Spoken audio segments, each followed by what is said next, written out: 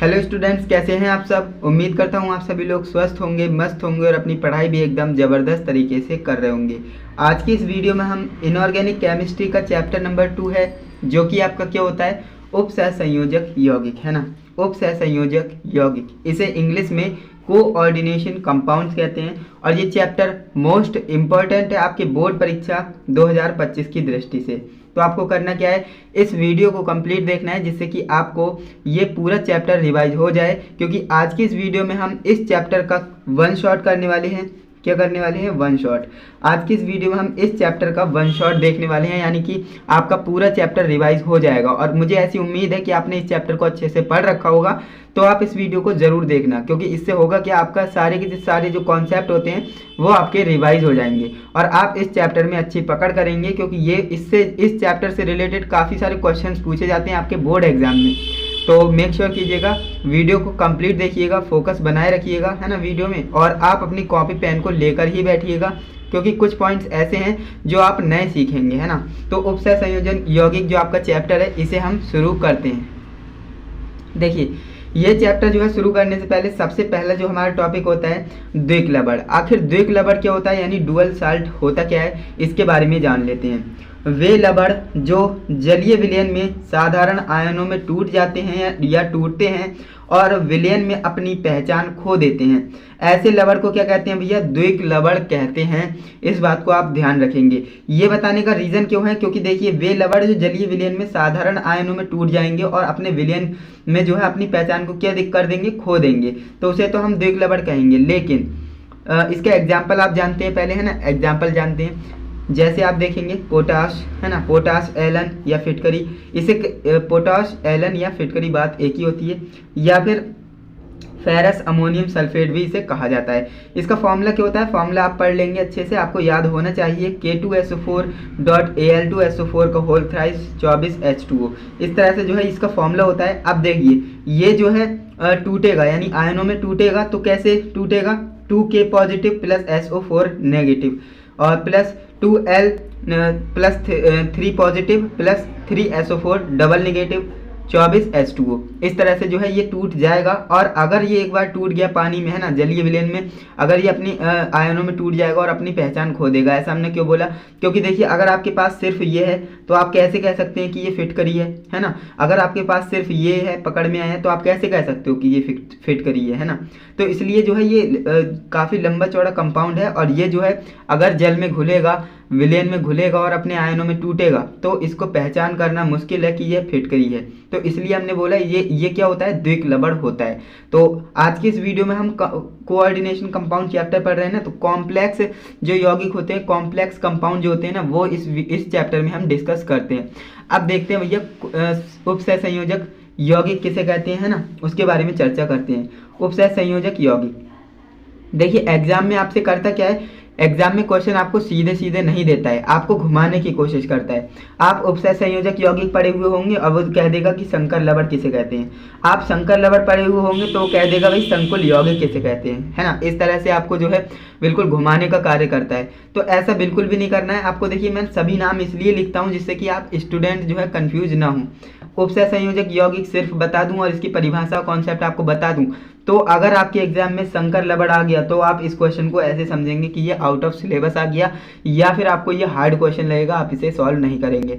लेकिन अगर मैं उपसहसंयोजक यौगिक बता रहा हूँ और इससे रिलेटेड जितने भी नाम होते हैं वो सारे के सारे आपको बता दूं, तो ये आसानी हो जाती है आपको। एग्जाम में क्वेश्चन अगर आता है, कितना भी घुमा कर देखा, तो आप पहचान तो लेंगे। तो इसीलिए मैं सारे के सारे नाम को लिखता हूँ। तो आप उपसहसंयोजक यौगिक पूछे, संकर लवण पूछे या फिर संकुल यौगिक पूछे, बात एक ही है। ओके, तो आपको क्या लिखना है?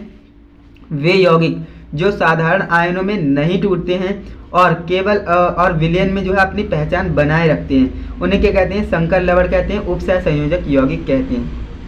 आया समझ में? बिल्कुल समझ में आया होगा। देखिए, जो आपकी फिटकरी है वो क्या उपसहसंयोजक यौगिक है? मैं आपसे पूछ रहा हूँ कि जो आपकी फिटकरी है, जो आपकी पोटाश एलन है, वो आपकी उपसहसंयोजक यौगिक है, संकर लवण है या फिर संकुल यौगिक है, तो आप कहेंगे नहीं। क्यों? क्योंकि वो जो है द्विक लवण है। द्विक लवण वो होते हैं जो जल में यानी विलयन में घुलने के बाद अपने आयनों में टूटने के बाद उनकी पहचान ही नहीं करी जाती है कि वे कौन सा यौगिक था, यानी वो अपनी पहचान खो देगा। लेकिन संकुल यौगिक जस्ट इसका उल्टा होता है ना। संकुल यौगिक या संकर लवण या उपसहसंयोजक यौगिक वे यौगिक होते हैं जिनमें जो अपने साधारण आयनों में टूट नहीं सकते हैं, टूटते नहीं हैं अपने आयनों में, है ना, और विलयन में जो है अपनी पहचान को बनाए रखते हैं। हम पहचान सकते हैं भाई जब आयनों में टूटेगा ही नहीं तो हम तो बता ही देंगे ना कि ये कौन सा कंपाउंड है, तो इसीलिए उपसहसंयोजक यौगिक कहलाता है। आई होप मैंने आपको ये चीज़ अच्छे से समझाई होगी। और इस चैप्टर में जो सबसे फेमस है ना, जो सबसे फेमस कंपाउंड है वो आपको याद रखना है भैया, ये होता है K4FeCN का होल 6, है ना। इसको आपको ध्यान रखना है। कहाँ पर सिंपल कैटायन है, कहाँ पर सिंपल एनायन है, कौन सा CMI है, कौन लीगेंड है, वो आगे आपको बताएंगे, आपको टेंशन नहीं लेना है ना। इसका नाम आप जान लीजिए सबसे पहले, K4FeCN का होल 6 इसका नाम होता है पोटेशियम फेरोसाइनाइड, है ना, पोटेशियम फेरोसाइनाइड। इसका आप याद रखेंगे और इससे रिलेटेड मैंने कुछ लेक्चर्स भी आपको चैनल पर प्रोवाइड करा रखे हैं, तो आप जो है चैनल की प्लेलिस्ट को जरूर चेक कीजिएगा। Most important video class 12th chemistry. Okay, अब देखिए होगा क्या, ये जो है आयनों में कैसे नहीं टूटेगा मैं आपको समझाता हूँ। देखिए टूटेगा तो K पॉजिटिव और ये पूरा का पूरे जो संकुल है ना, संकर है यानी जटिल संकुल आयन है, वो पॉजिटिव 4 पॉजिटिव में टूट जाएगा। लेकिन ये आप चाहें टूट जाए तो ये नहीं टूटेगा, ये जटिल होता है ना। जैसा कि भाई नाम से ही स्पष्ट हो रहा है, संकुल यौगिक यानी जटिल यौगिक, तो जटिल संकर ये संकुल आयन कहलाता है ना। तो ये आपका क्या है, 4 नेगेटिव में टूटा और ये 4 पॉजिटिव में टूट गया। यहाँ पर आपको ध्यान देने वाली बात ये है कि ये इसका जो है आयनन तो होता है, यानी कि आयनों में तो टूटता है, लेकिन जो आपका ये कोऑर्डिनेशन स्फीयर होता है, ये ब्रैकेट के अंदर जितना होता है इसे हम कोऑर्डिनेशन स्फीयर कहते हैं, ये कभी नहीं टूटता अंदर, है ना। तो हम आसानी से बता सकते हैं भाई FeCN का होल 6 है तो इससे पहले जो है सिंपल कैटायन होगा K4, है ना। तो इस तरह से हम पहचान करते हैं। यहाँ पर आपको एक नोट याद रखना है जो कि मोस्ट इम्पोर्टेंट है, उपसहसंयोजक रसायन, यानी कि जो आप ये चैप्टर पढ़ रहे हो ना, उपसहसंयोजक यौगिक यानी कोऑर्डिनेशन कंपाउंड, इसकी एक अलग ही ब्रांच होती है ना। अभी तो आप क्लास 12th में हो तो इसलिए जो है इसकी आपको थोड़ी सी झलक आपको क्लास 12th में बता दी है कि उपसहसंयोजक यौगिक क्या होता है। और आगे जब आप हायर स्टडीज़ करोगे, अगर आप केमिस्ट्री में अपना फ्यूचर बनाना चाहते हो तो आगे आपको उपसहसंयोजक रसायन भी पढ़ना पड़ेगा, यानी इसकी एक अलग ही ब्रांच होती है। जैसे कि आप जानते हो अभी आपकी केमिस्ट्री कितनी ब्रांच है, तो आप कहते हो फिजिकल केमिस्ट्री, इनऑर्गेनिक और ऑर्गेनिक, है ना, 3 ब्रांच आपकी होती है क्लास 12 तक, है ना। लेकिन आगे जाने के बाद जब आप हायर स्टडीज़ करोगे, केमिस्ट्री में अपना फ्यूचर बनाएंगे, तो वहाँ पर आपको कोऑर्डिनेशन केमिस्ट्री अलग से ही मिलेगी, उसकी एक अलग ही ब्रांच होगी। रसायन विज्ञान की वह शाखा है जिसमें उपसहसंयोजक तथा उपसहसंयोजन संकुल यौगिकों का अध्ययन यानी कॉम्प्लेक्स कंपाउंड्स का जो है अध्ययन किया जाता है, स्टडी की जाती है। ओके, तो इसे आप ध्यान रखेंगे, कोऑर्डिनेशन केमिस्ट्री वो कहलाती है। ये छोटा सा नोट था जो कि आपको पता होना चाहिए। इसके बाद हम आ जाते हैं आगे। अब यहाँ पर आप देखेंगे K4FeCN का होल 6, इसमें कहाँ पर क्या चीज़ है वो मैं आपको एक्सप्लेन करता हूँ। देखिए ये जो ब्रैकेट है, इस ब्रैकेट के अंदर जितना भी मटेरियल होता है वो कोऑर्डिनेशन स्फीयर के अंदर होता है, यानी कि ये ब्रैकेट को हम क्या कहते हैं, कोऑर्डिनेशन स्फीयर। ओके, इसे आप ध्यान रखेंगे। अब इसके अंदर जो है जितना भी मटेरियल होगा वो क्या होगा, लीगेंड होगा या फिर CMI होगा, है ना, लीगेंड और CMI ही होगा, इसके अलावा और कुछ नहीं होगा इस कोऑर्डिनेशन स्फीयर के अंदर। ओके, अब यहाँ पर ध्यान देंगे जो कोऑर्डिनेशन स्फीयर है इसके इस साइड ध्यान देंगे, जो कोऑर्डिनेशन स्फीयर है इसके बाईं तरफ, ये बाएं तरफ है और ये दाएं तरफ है, ठीक। बाएं तरफ क्या होता है, सिंपल कैटायन, है ना, सिंपल कैटायन, और दाईं तरफ क्या होता है, सिंपल एनायन। हालांकि इसमें है नहीं, लेकिन यहाँ पर अगर कोई कंपाउंड इस तरह से कोई तत्व यहाँ पर होता लिखा हुआ तो सिंपल कैटायन होता, सॉरी सिंपल कैटायन ये होता है, ये सिंपल एनायन होता। ओके, इसे आप ध्यान रखेंगे। ये मैंने आपको बता दिया कि आपका जो ब्रैकेट होता है इसे क्या कहते हैं, कोऑर्डिनेशन स्फीयर कहते हैं। इसके अंदर जितना मटेरियल होता है, मटेरियल कौन कौन सा होगा, CMI होगा या फिर लीगेंड होगा, और इसके बाईं ओर जो भी लिखा होगा वो क्या होगा, सिंपल कैटायन होगा, और दाईं ओर जो लिखा होगा वो सिंपल एनायन होगा। लेकिन ध्यान देने वाली बात ये है, दोनों चीज़ नहीं हो सकती, या फिर सिंपल कैटायन ही होगा या फिर सिंपल एनायन ही होगा, है ना, यानी दोनों चीज़ें होना पॉसिबल नहीं है। ऐसा क्यों? मैं आपको समझाता हूँ। देखिए, जब ये आयनों में टूटेगा तो ये पॉजिटिव में टूटेगा, ये नेगेटिव में, है ना। अब यहाँ पर तीसरा का कोई काम ही नहीं है ना, यानी कि जो है यहाँ पर सिंपल एनायन हो ही नहीं सकता। अगर सिंपल एनायन है तो सिंपल कैटायन नहीं होगा, अगर सिंपल कैटायन है तो सिंपल एनायन नहीं होगा। जैसा कि आप देख सकते हैं इसमें सिंपल कैटायन है, इसलिए सिंपल एनायन नहीं है। ओके, इतनी बात आपको समझ में आई। अब यहाँ पर आपको एक बात और ध्यान देनी है, जो कोऑर्डिनेशन स्फीयर है इसमें ये जो होता है ना, जो आपका Fe है वो क्या है? CMI है। CMI का फुल फॉर्म आप जान लीजिए, central metal ion. Okay, central metal ion इसे कहते हैं केंद्रीय धातु परमाणु, इसे हिंदी में कहते हैं केंद्रीय धातु परमाणु या फिर आयन। ओके, ये आपको समझ में आया। अब देखिए होता क्या है, ये जो आप देख रहे हैं CN ब्रैकेट 6 है ना, यानी 6 CN क्या है, तो ये हमारे क्या होते हैं? लीगेंड, है ना, लीगेंड। इनकी परिभाषाएं भी आपको लिखवाएंगे, टेंशन नहीं लेना है, क्योंकि परिभाषाएं से आपको जो है चीज़ें याद करने में काफ़ी आसानी होती है। तो ये सारी चीज़ें आपको समझ में आई, कहाँ पर क्या चीज़ है मैंने आपको अच्छे से बताया। और ये पूरा जो कंपाउंड है वो क्या कहलाएगा? कोऑर्डिनेशन कंपाउंड या फिर कोऑर्डिनेशन कॉम्प्लेक्स कहलाएगा। ओके, ये आपको अच्छे से समझ में आना चाहिए। ओके, समझ गए होंगे। अब आगे बढ़ते हैं, नोट देख लेते हैं। नोट इंपॉर्टेंट है, कैटायन पॉजिटिव तथा एनायन नेगेटिव होता है। भैया ये तो आप जानते ही, बेसिक चीज़ें है ना। कैटायन क्या होगा? पॉजिटिव होगा, एनायन क्या होगा? नेगेटिव होगा, है ना। आगे बढ़ते हैं, देखिए अब देखते हैं भैया CMI के बारे में, है ना, केंद्रीय धातु परमाणु या आयन, यानी इसे CMI कहते हैं शॉर्ट में। अब CMI की क्या परिभाषा होती है उसे समझते हैं। उपसहसंयोजक यौगिक में लीगेंड से जो धातु जुड़ी होती है उसे केंद्रीय धातु परमाणु कहते हैं। अब यहाँ पर आपको ध्यान देना है, मैंने आपको CMI की परिभाषा क्या बताई? उपसहसंयोजक यौगिक में, ये आपका क्या है? उपसहसंयोजक यौगिक। इसमें जो है लीगेंड से जुड़ी जो धातु, अब लीगेंड क्या है? ये है, इससे जुड़ी हुई धातु कौन सी है? Fe है। Fe क्या है? धातु है। और ये किससे जुड़ी है? लीगेंड से जुड़ी है। तो इस धातु को क्या कहेंगे? CMI, यानी सेंट्रल मेटल आयन, यानी केंद्रीय धातु परमाणु। ओके, तो ये भी आपने अच्छे से समझा होगा। तो एग्जाम्पल देख सकते हैं, K4FeCN को होल 6 में जो Fe है वो केंद्रीय धातु परमाणु या फिर CMI है। ओके, ध्यान देंगे, काफ़ी इंपॉर्टेंट था। एंड इसके बाद आपसे पूछेगा कि भाई लीगेंड किसे कहते हैं, तो लीगेंड किसे कहते हैं आप बता देंगे। उपसहसंयोजक यौगिक में केंद्रीय धातु परमाणु से जुड़े हुए परमाणु या परमाणुओं का समूह लीगेंड कहलाता है। अब यहाँ पर आप देखेंगे भाई, इस वाले कंपाउंड में सारी चीज़ें एक्सप्लेन कर दूंगा मैं। देखिए, उपसहसंयोजक यौगिक है ये, इसमें जो है केंद्रीय धातु परमाणु, ये वाला है, केंद्रीय धातु परमाणु से जितने भी परमाणु या परमाणुओं का समूह, है ना, जरूरी नहीं यहाँ पर 6 ही होगा, 5 हो सकता, 4 हो सकता था, ऐसे भी हो सकता था।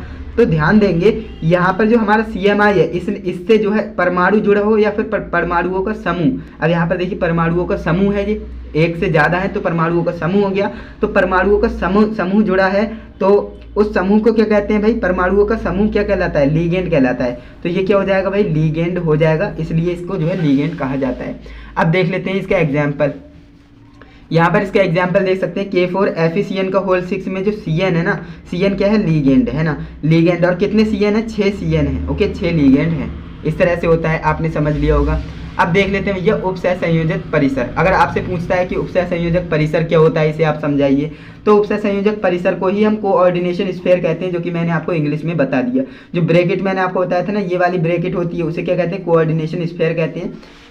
सबसे पहले जो परिभाषा को पढ़ते हैं, केंद्रीय धातु परमाणु CMI तथा लीगेंड वाले भाग को क्या कहते हैं? उपसहसंयोजक परिसर यानी कोऑर्डिनेशन स्फीयर कहते हैं। यहाँ पर आ जाइए, यहाँ पर देखिए, ये वाले ब्रैकेट को मैंने क्या कहा था? इसे कोऑर्डिनेशन स्फीयर कहते हैं, यानी CMI और लीगेंड वाले भाग को क्या कहेंगे भैया? कोऑर्डिनेशन स्फीयर कहेंगे। काफ़ी आसान है ये चीज़ें समझना, बस आप थोड़ा सा जो है समझते नहीं हो चीज़ों को, है ना, फिर आप कहते हो कि कठिन है। कठिन कुछ नहीं है, केमिस्ट्री से आपको प्यार ना करा दिए ना तो मेरा नाम भी RV नहीं। ओके, अब यहाँ पर आप देखेंगे भाई, जो आपके एग्जाम्पल है K4FeCN का होल 6 है ना, इसमें जो है ये ब्रैकेट और FeCN का होल 6, ये जो पूरा भाग आप देख रहे हो ना, उपसहसंयोजक परिसर कहलाएगा, यानी कि कोऑर्डिनेशन स्फीयर कहलाएगा। ओके, तो देखिए अभी तक तो जो है K4FeCN का होल 6 जो हमारा कॉम्प्लेक्स था, कोऑर्डिनेशन कंपाउंड था, इसमें क्या चीज़ कहाँ पर है, किसे क्या कहते हैं, वो सारी चीज़ें आपको बता दी। अब बात करते हैं भैया लीगेंड का वर्गीकरण। आखिर हम लीगेंड का कैसे क्लासिफिकेशन करेंगे, ये बहुत ज़्यादा ज़रूरी है और ये बोर्ड एग्जाम में पूछता है। 2025 की दृष्टि से बहुत ज़्यादा इंपॉर्टेंट है, इसे आप अच्छे से पढ़िएगा। क्लासिफिकेशन ऑफ लीगेंड, यानी लीगेंड का वर्गीकरण। अब देखिए लीगेंड का वर्गीकरण हम जो है आधार के हिसाब से करते हैं, है ना। आप डायरेक्ट नहीं कह सकते कि 2 प्रकार का होता है। आप सबसे पहले पूछेंगे कि आप किस बेस पर पूछ रहे हो, है ना, आप किस बेस पर पूछ रहे हो। आपसे पूछेगा कि आवेश, लीगेंड का वर्गीकरण आवेशों के आधार पर कितने प्रकार का होता है, या फिर लिगेंड अभी आगे और बताएंगे आपको। सबसे पहले आवेशों के प्रकार के समझिए। आवेशों के आधार पर हम जो है लिगेंड को कितने प्रकार में बांटेंगे, तो 3 प्रकार में हम जो है इसके 3 टाइप्स बनाएंगे। कौन से? पहला आपका होता है धनात्मक लिगेंड, है ना। धनात्मक लिगेंड किसे कहते हैं? पॉजिटिव लिगेंड, है ना। पॉजिटिव लिगेंड किसे कहते हैं? वे लिगेंड जिन पर जो है पॉजिटिव चार्ज होगा, धनात्मक लिगेंड कहलाएंगे भैया। देख सकते हैं कितनी आसान परिभाषा है, अरे नाम से ही तो स्पष्ट है। धनात्मक लिगेंड यानी जिस पर धनावेश होगा, वो जिस लिगेंड पर धनावेश होगा वो धनात्मक लिगेंड कहलाएगा। बात खत्म। अब यहाँ पर आपको एग्जाम्पल कुछ याद रखने हैं, जैसे कि NO पॉजिटिव हो गया, H2O पॉजिटिव हो गया, एक्सेट्रा। ओके, ये आपको याद रखना है 2-3, क्योंकि अगर आपके एग्जाम में आएगा तो आपको 1-2 एग्जाम्पल भी लिखना पड़ेगा। ओके, अब देखेंगे बी नंबर आपका है ऋणात्मक लिगेंड। जिस लिगेंड पर ऋणात्मक आवेश होगा ऋणात्मक लिगेंड कहलाएगा, है ना। आप लिख सकते हो वे लिगेंड जिन पर नेगेटिव चार्ज होता है ऋणात्मक लिगेंड कहलाते हैं। इसका आपको एग्जाम्पल लिख देना है, जैसे कि F negative, Cl negative, Br negative, I negative, etcetera. Okay, इस तरह से आप लिख सकते हो। अब यहाँ पर आप देखेंगे भैया सी नंबर आपका, है ना। सी नंबर क्या है? उदासीन लिगेंड।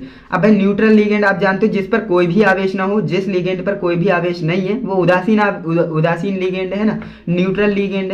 देखिए इसमें आप लिख सकते हो वे लिगेंड जिन पर कोई आवेश नहीं होता है उदासीन लिगेंड कहलाते हैं। ये बात आपको समझ में आएगी। इसका जो एग्जाम्पल आप लिख सकते हो H2O, NH3 और CO एक्सेट्रा, इतने आप लिख सकते हो। तो आई होप आपको मैंने जो है धनात्मक लिगेंड, ऋणात्मक लिगेंड और उदासीन लिगेंड के बारे में अच्छे से पढ़ाया हो। तो जो आवेशों के आधार पर हमने जो है इसे क्या किया? वर्गीकृत किया है। अब हम करने वाले हैं किसके आधार पर? दंतुता के आधार पर, है ना। यहाँ पर आप देख सकते हैं अब हम जो है लिगेंड का वर्गीकरण करने वाले हैं दंतुता के आधार पर, है ना।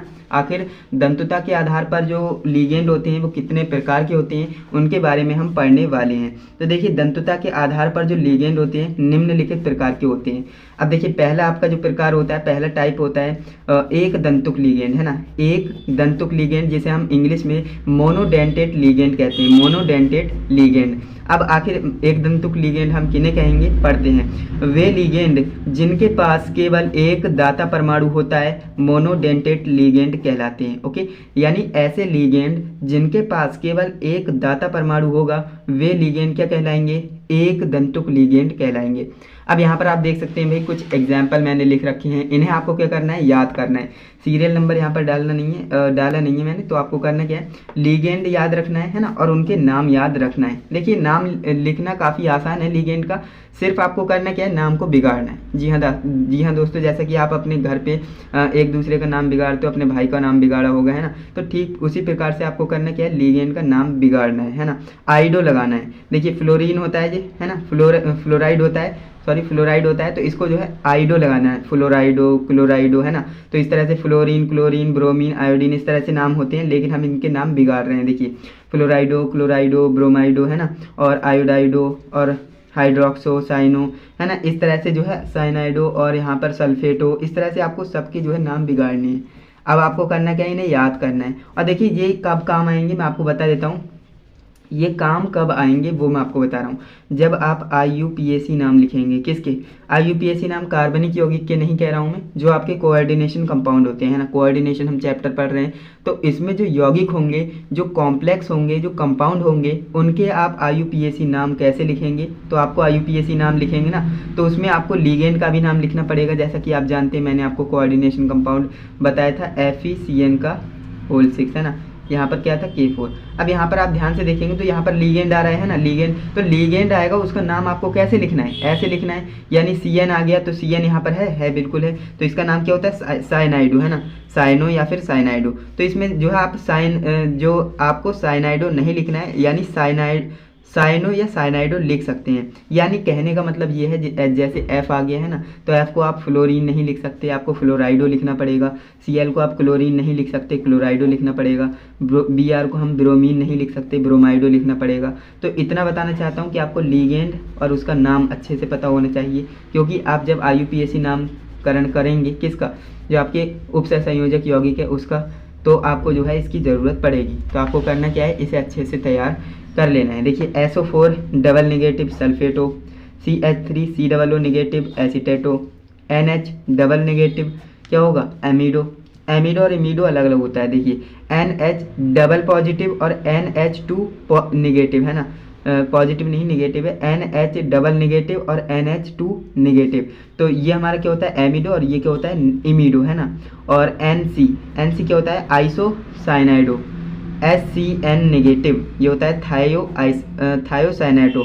इसके बाद NCS नेगेटिव ये होता है आइसोथायोसाइनाइटो। ओके, H2O क्या होता है एक्वा। इसका तो आप याद ही रखेंगे क्योंकि ज़्यादातर पूछा जाने वाला कंपाउंड है ना, और ज़्यादातर ये यूज आएगा। तो इसका नाम क्या होता है एक्वा, है ना। एक्वा जैसे वाटर में आप देखा होगा, है ना, एक्वा गार्ड, है ना। तो आप इस तरह से याद कर सकते हैं इसका। और NH3 क्या होता है एमीन, है ना, एमीन।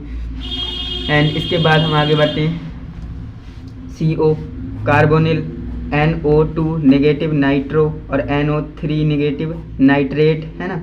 और ONO निगेटिव नाइट्राइटो। ये आपको क्या करने हैं सारे याद करने हैं ना, सभी के सब याद कर लेना। ओके, इसके बाद हम आते हैं नेक्स्ट टाइप पर, जो कि आप जानते हैं कि पहला हमारा क्या था एक दंतुक लिगेंड, है ना। अब बाइडेंटिक लिगेंड, है ना, बाइडेंटिक लिगेंड। अब इसके बारे में पढ़ लेते हैं। बाइडेंटेट लिगेंड वे लिगेंड जिनके पास दो दाता परमाणु होते हैं बाइडेंटेट लिगेंड कहलाते हैं, है ना। अब एग्जाम्पल के थ्रू हम समझते हुए आ रहे हैं, तो इसका भी एग्जाम्पल देखेंगे। तो इसका एग्जाम्पल होता है ऑक्जिलेटो, है ना, ऑक्जिलेटो COO, है ना, COO नेगेटिव और COO नेगेटिव सिंगल बॉन्ड के साथ जुड़ा हुआ होता है। इसे हम क्या कहते हैं, इसे आप इस तरह से भी लिख सकते हो C2O4 की होल पावर डबल निगेटिव, है ना। और OX से भी लिखा जाता है। ये सारी चीज़ें मैं आपको क्यों बताता हूँ, क्योंकि आप कंफ्यूज ना हो। देखिए, अगर मैं सिर्फ ये बता देता आपको किस तरह से होता है ये ऑक्जिलेटो और आ जाता है एग्जाम में OX लिखकर, है ना, तो आप कंफ्यूज हो जाते बिल्कुल, है ना। आप कहते ये क्या ही आ गया। तो इसलिए जो है जितनी भी पॉसिबिलिटीज़ होती हैं मैं सारी की सारी आपको बताने की कोशिश करता हूँ। तो ये इस तरह से भी लिखा जा सकता है और ये इस तरह से भी लिखा जा सकता है और ये इस तरह से भी लिखा जा सकता है। ओके, याद रखेंगे ये ऑक्जिलेटो होता है। अब ये जो है क्यों है ना, ये क्यों है दो द्विदंतुक लिगेंड या फिर बाइडेंटेट लिगेंड, है ना। तो इसमें जो है देखेंगे दो निगेटिव, है ना, दो क्या है दो दंतुक लिगेंड हैं, द्विदंतुक लिगेंड यानी दो दाता परमाणु हैं इसके पास, तो क्या कहलाएगा द्विदंतुक लिगेंड कहलाएगा।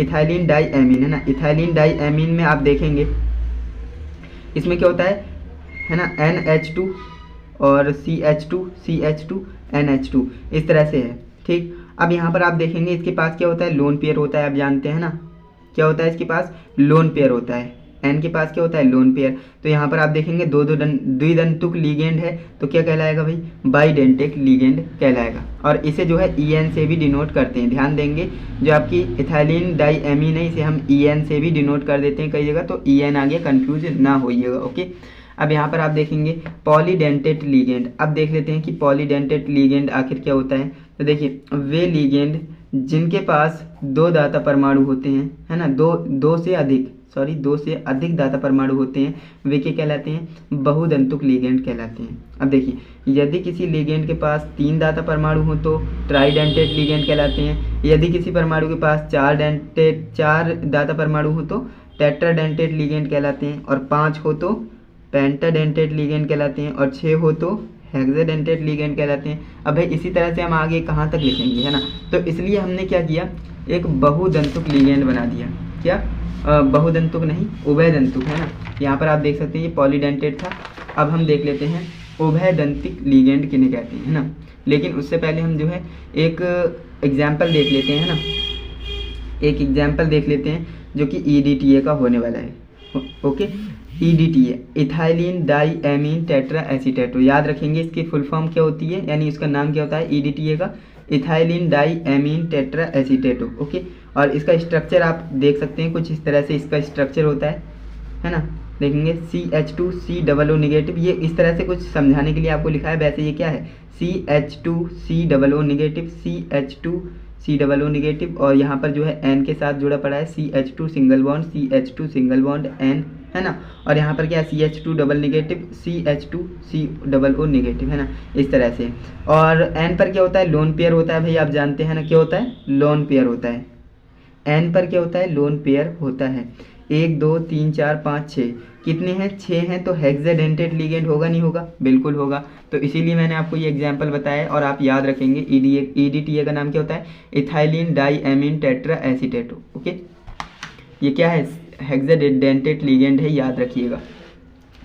अब आ जाते हैं भाई जो आपका उभय दंतुक लिगेंड होता है ना। उभय दंतुक लिगेंड क्यों कहेंगे, क्योंकि देखिए अब ऐसे तो हम एक कहाँ तक लिखते हैं, 6 होते हैं तो हेक्सा 7 होते हैं तो कहाँ तक आगे जाते हैं, तो इसलिए जो है उभय दंतुक लिगेंड हम कह देते हैं आगे के लिए, है ना। जिसमें 6 हों 5 हों 4 हों उसे क्या कहते हैं, उभय दंतुक लिगेंड कहते हैं। देखिए एम्बीडेंटेट लिगेंड, इसे इंग्लिश में एम्बीडेंटेट लिगेंड कहते हैं। वे मोनोडेंटेट लिगेंड जिनके पास 2 दाता परमाणु होते हैं। देखिए वे मोनोडेंटेट लिगेंड जिनके पास 2 दाता परमाणु होते हैं, वे केंद्रीय धातु परमाणु के साथ बट यहाँ पर आप ध्यान रखेंगे, वे मोनोडेंटेट लिगेंड होंगे, मोनोडेंटेट लिगेंड जिनके पास 2 दाता परमाणु होंगे, लेकिन वे केंद्रीय धातु परमाणु के साथ केवल एक बार ही उपसह संयोजक बंध बनाने में भाग लेंगे, तो उन्हें क्या कहेंगे भाई, उभय दंतुक लिगेंड कहेंगे।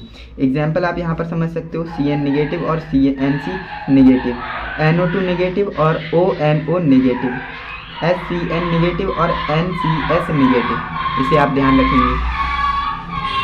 बैकग्राउंड में थोड़ी नॉइस आ रही होगी, उसे आप इग्नोर करिएगा। एंड यहाँ पर आप देखेंगे तो नेक्स्ट हमारा टॉपिक स्टार्ट हो जाता है उपसह संयोजन संख्या, या फिर इसे समन्वय संख्या कहते हैं, है ना। उपसह संयोजक संख्या करके भी पूछ सकता है और समन्वय संख्या करके भी पूछ सकता है, तो आपको कंफ्यूज नहीं होना है। कोऑर्डिनेशन नंबर इसे कहते हैं इंग्लिश में। उपसह संयोजक यौगिकों में CMI से लिगेंड द्वारा बनाए गए कुल बंधों की संख्या CMI की उपसह संयोजन संख्या कहलाती है। देखिए कितने मज़ेदार तरीके से मैंने इसकी परिभाषा आपको बताई है। उपसह संयोजन संख्या, समन्वय संख्या यानी कोऑर्डिनेशन नंबर क्या होता है, उपसह संयोजक यौगिक में CMI से लिगेंड द्वारा बनाए गए कुल बंधों की जो संख्या होगी ना, उसे हम क्या कहेंगे, उपसह संयोजक संख्या कहेंगे। अब इसे एग्जाम्पल के थ्रू समझते हैं। K4FeCN का होल 6 मैंने बोला था, ये बहुत ज़्यादा पॉपुलर कंपाउंड है, तो ये ज़्यादातर यूज आएगा। देखिए K4FeCN का होल 6 में आप देखेंगे लिगेंड कितने हैं, 6 हैं, है ना। लिगेंड कितने 6 हैं और CN है, तो यहाँ पर आप देखेंगे कोऑर्डिनेशन नंबर ऑफ Fe कितना हो जाएगा, 6 एकम 6, है ना, 6 हो जाएगा, बिल्कुल हो जाएगा, क्योंकि लिगेंड कितना है, एक है। लिगेंड मतलब एक ही है और लिगेंड 6 है, लेकिन टाइप कितने, एक ही टाइप का है। अब देखेंगे यहाँ पर अगले में आपको क्लियर होगा। CONH3 होल 4 और H2O का होल ट्वाइस, है ना, और SO4, और यहाँ पर आप देखेंगे कि इसकी कोऑर्डिनेशन नंबर कितनी होगी, है ना, कोऑर्डिनेशन नंबर ऑफ CO। तो इसकी कोऑर्डिनेशन नंबर जान लेते हैं भैया कितनी होगी। देख सकते हैं 4 हैं, 4 × 1 प्लस 2 × 1 बराबर 6 होगी, बिल्कुल होगी, क्योंकि यहाँ पर आप देख सकते हैं, है ना, आपके सामने ही है, यानी 4 और 2 6 हो गए, 6 जो है बंद बनेंगे, तो इसलिए कितना हो गई, 6 हो गई इसकी कोऑर्डिनेशन नंबर। इसके बाद आगे बढ़ते हैं, तो तीसरे नंबर देख सकते हैं CrH2O का होल 4 और EN, और ये क्या है, Cl। अब यहाँ पर आप देखेंगे कोऑर्डिनेशन नंबर ऑफ CO, है ना, CO का कोऑर्डिनेशन नंबर जान लेते हैं, तो कितना होगा, तो यहाँ पर आप देखेंगे 4 × 1 प्लस 1 × 2, है ना, और ये कितनी हो गई, 6 हो गई। तो इस तरह से आप जान सकते थे। इसके बाद चौथे नंबर पे क्या है, NiEDTA, और ये पॉजिटिव है। अब यहाँ पर आप देखेंगे कोऑर्डिनेशन नंबर ऑफ Ni, है ना, Ni की कोऑर्डिनेशन नंबर कितनी है, 1 और 6, है ना। अब यहाँ पर ध्यान देंगे, मैं 6 क्यों बोल रहा हूँ, क्योंकि इसकी क्या है, जो लिगेंड है, लिगेंड द्वारा बनाए गए कुल बंधों की संख्या होती है ना, उपसह संयोजन संख्या, तो बंध कितने बनाएगा भैया, 6। इसकी जो है हेक्साडेंटेट लिगेंड है, तो इसलिए जो है इसकी 6 होगी। इसके बाद नेक्स्ट आपका क्या है, K3 FeN2NC2 और H2O का होल ट्वाइस और SO4 Cl, इस तरह से होगा, है ना, coordination number of Fe। And यहाँ पर आप देखेंगे तो 2 × 1 2 × 1 और 1 × 1 और 1 × 1, है ना, यानी ये भी एक है, ये भी एक है, ये 2 2 हैं, है ना, तो 2 × 1 हो गया। अब 2 और 2 4 और 2 6, यानी 6 ही आएगी, है ना, और ज़्यादातर जो कंपाउंड होते हैं ना उनकी 6 ही आती है, तो आप ये याद भी रख सकते हैं। देखेंगे नेक्स्ट आपकी है 6 नंबर, क्योंकि ये PtCl2 और OX ऑक्सीलेटो है, मैंने आपको बताया था, ये कितने 2 हैं, तो कोऑर्डिनेशन नंबर ऑफ PT की ऑक्सीडेशन कोऑर्डिनेशन नंबर कितनी होगी, 2 × 1 + 2 × 2 6 हो जाएगी, बिल्कुल हो जाएगी। नोट आप देखेंगे, ध्यान रखें, उपसह संयोजक संख्या जो है 4 और 6 केवल होती है ना। अगर इससे कम या ज़्यादा आए तो वह गलत हो सकती है, गलत होगी, क्योंकि आप देखेंगे जो उपसय संयोजक संख्या है वो 4 और 6 केवल होती है, यानी 4 होगी या 6 होगी बस। इससे ज़्यादा या कम आ रही है तो आपने गलत किया है ना। इस तरह से आप ध्यान देंगे। इसके बाद आते हैं भाई ऑक्सीकरण संख्या, जो कि क्लास 11th में भी काफ़ी स्टूडेंट्स अच्छे से पढ़ लेते हैं, और जिन्होंने पढ़ रखी होगी उन्हें आसानी होगी समझने में। जिन्होंने मौज मस्ती में पूरे साल गुजारा होगा भाई उन्हें जो है दिक्कत होने वाली है, क्योंकि ऑक्सीकरण संख्या जो क्लास 11th में स्टूडेंट को सिखाई जाती है काफ़ी सारी, है ना। अब देखेंगे लिगेंड से इलेक्ट्रॉन लेने के बाद CMI पर उपस्थित कुल आवेश CMI की ऑक्सीकरण संख्या कहलाता है।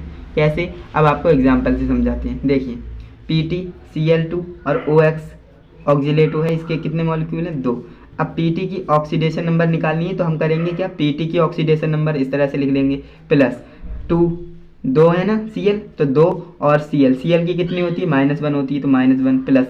अब देखेंगे 2 हैं कि OX 2 हैं तो 2 और OX की कितनी होती है? -2। मैंने आपको बताया था OX क्या है, बाइडेंटेड लिगेंड है, तो 2 होगी माइनस की, और बराबर में 0। बराबर में 0 जरूर लिखते हैं ऑक्सीडेशन नंबर की। और एक बात और ध्यान रखेंगे, अगर यहाँ पर माइनस या फिर प्लस चार्ज होता तो यहाँ पर आपको जो है +1 +2 इस तरह से लिखा रहता है, तो वो यहाँ पर आपको लिखना पड़ता। ओके, ये बात आप ध्यान देंगे, लेकिन कुछ नहीं है तो न्यूट्रल है तो आपको 0 लिख देना है। ओके, अब PT की ऑक्सीडेशन नंबर कितनी? 6 आ जाएगी। कैसे आई? तो देखिए 2 एकम 2 -2 और 2 दूनी 4, -4 और -2 प्लस -6 होंगे, लेकिन बराबर के उस साइड जाएंगे तो कितने? +6 हो जाएंगे। ओके, एंड इस तरह से आगे नेक्स्ट एग्जांपल हम देख लेते हैं। K4FeCN का होल 6 है ना, इसमें देखेंगे तो 4 इंटू अब देखेंगे होगा क्या, जो आप निकाल रहे हो क्या, Fe की ऑक्सीडेशन नंबर है ना, Fe की ऑक्सीडेशन नंबर, तो यहाँ पर आप देखेंगे 4 हैं, 4 K हैं, K की कितनी होती है? +1 प्लस Fe की ऑक्सीडेशन नंबर हमें निकालनी है, और प्लस लगाकर 6 और 6 CN है, CN की कितनी होती है? -1। तो इस तरह से आप लिखेंगे बराबर में 0, क्यों? क्योंकि कोई प्लस माइनस आवेश नहीं है। अब देखेंगे 4 प्लस Fe की ऑक्सीडेशन नंबर -6 हो जाएगी, प्लस माइनस और बराबर में 0। Fe की ऑक्सीडेशन नंबर कितनी आ जाएगी? +2 आ जाएगी। ओके, इस तरह से जो है ऑक्सीडेशन नंबर निकालते हैं। इसके बाद हम आगे बढ़ते हैं तो देखेंगे तीसरे नंबर पे NiADT है ना, NiADT है और ये पॉजिटिव है। अब देखिए होगा क्या, बराबर में 0 नहीं लिख सकते, बराबर में आपको +1 लिखना पड़ेगा, क्यों? क्योंकि यहाँ पर प्लस है। ओके, अब देखिए Ni की निकालनी, तो Ni की ऑक्सीडेशन नंबर, और ADT कितना? 1 है, और इसकी होती कितनी? -4, तो -4 हो जाएगी, बराबर में +1 लिखना पड़ेगा क्योंकि यहाँ पर आवेश है। Ni की ऑक्सीडेशन नंबर कितनी हो जाएगी? ये -4 उधर जाएगा तो +4 हो जाएगा, +4 और एक +5 हो जाएगा, सॉरी +4 और एक +1 5 हो जाएगा, है ना। तो इस तरह से निकल जाएगी। इसके बाद जो हमारी नेक्स्ट है K3FeCN2 और H2O का होल ट्वाइस और SO4 और Cl। अब यहाँ पर आप देखेंगे कैसे निकालेंगे, ये काफ़ी लंबी चौड़ी जाएगी। देखिए 3 हमारे पास K हैं, K की कितनी होती है? +1 प्लस के Fe की हमें निकालनी है, तो Fe की X भी मान सकते हैं या फिर लिख सकते हो Fe की ऑक्सीडेशन नंबर, है ना। फिर प्लस लगाएंगे, फिर देखिए 2 CN है, CN की -1 होती है, H2O कितने हैं? 2 हैं, और H2O की 0 होती है, मैंने आपको बताया था, ये न्यूट्रल है। एंड इसके बाद जो आपका SO4 1 है, और इसकी होती कितनी? -2। और अब देखिए अगर आपको ये पता नहीं लगता है कि कितनी होती है इसकी, है ना, तो आप कैसे पहचान सकते हो? इससे रिलेटेड नॉर्मल सा सिंपल सा कंपाउंड सोच लिया करें। अब जैसे अब अगर आपको याद नहीं आ रहा है तो H2SO4 है ना, H2SO4 इस तरह से सोच सकते हो। तो अगर ये टूटेगा तो कैसे? प्लस माइनस में टूटेगा, ये डबल पॉजिटिव और ये डबल नेगेटिव में टूटेगा, तो इसलिए जो है इसकी डबल नेगेटिव होती है। Cl की -1 होती है। अब मैंने कैसे पहचाना? देखिए HCl सोच सकते हैं, है ना, KCl सोच सकते हैं, टूटेगा तो प्लस माइनस में टूटेगा, तो इसी तरह से -1 आ जाएगी। और यहाँ पर जो है Cn की कैसे निकाल ली मैंने, जो है -1 होती है, तो HCN सोच सकते हैं ना, H पॉजिटिव CN नेगेटिव, तो इस तरह से आप सोच सकते हो। ये ट्रिक होती है ना, ये ट्रिक होती है। तो ये आपने समझ लिया, बराबर में 0 आएगा, क्यों? क्योंकि कोई आवेश नहीं। ओके, अब यहाँ पर देखेंगे Fe की ऑक्सीडेशन नंबर +2 आ जाएगी, क्यों? क्योंकि कैलकुलेशन करनी है, 3 एकम 3 हो जाएगा, है ना, और यहाँ पर x है ही।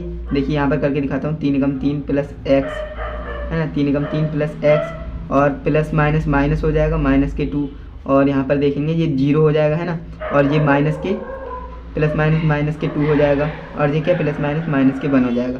देखेंगे 4 और 1 5 हो जाएगा, है ना, 3 + x -5। अब ये कितना बचेगा? 2 बचेगा, है ना। कितना बचेगा? देखिए 3 और +3 और -5 है, कितना बचेगा? x माइनस के 2 बचेगा, है ना, और x बराबर 2 आ जाएगा पॉजिटिव में। तो इस तरह से निकाली जाती है, तो ये सबसे सही तरीका है। इसके बाद आगे बढ़ते हैं, है ना। अब आपने ऑक्सीडेशन नंबर तो निकालना सीख लिया। इसके बाद आते हैं भाई नेक्स्ट इम्पॉर्टेंट टॉपिक पर, जो कि 2025 बोर्ड एग्जाम के लिए मोस्ट इम्पॉर्टेंट होने वाला है, प्रभावी परमाणु क्रमांक, है ना, प्रभावी परमाणु क्रमांक, effecting atomic number, effective atomic number.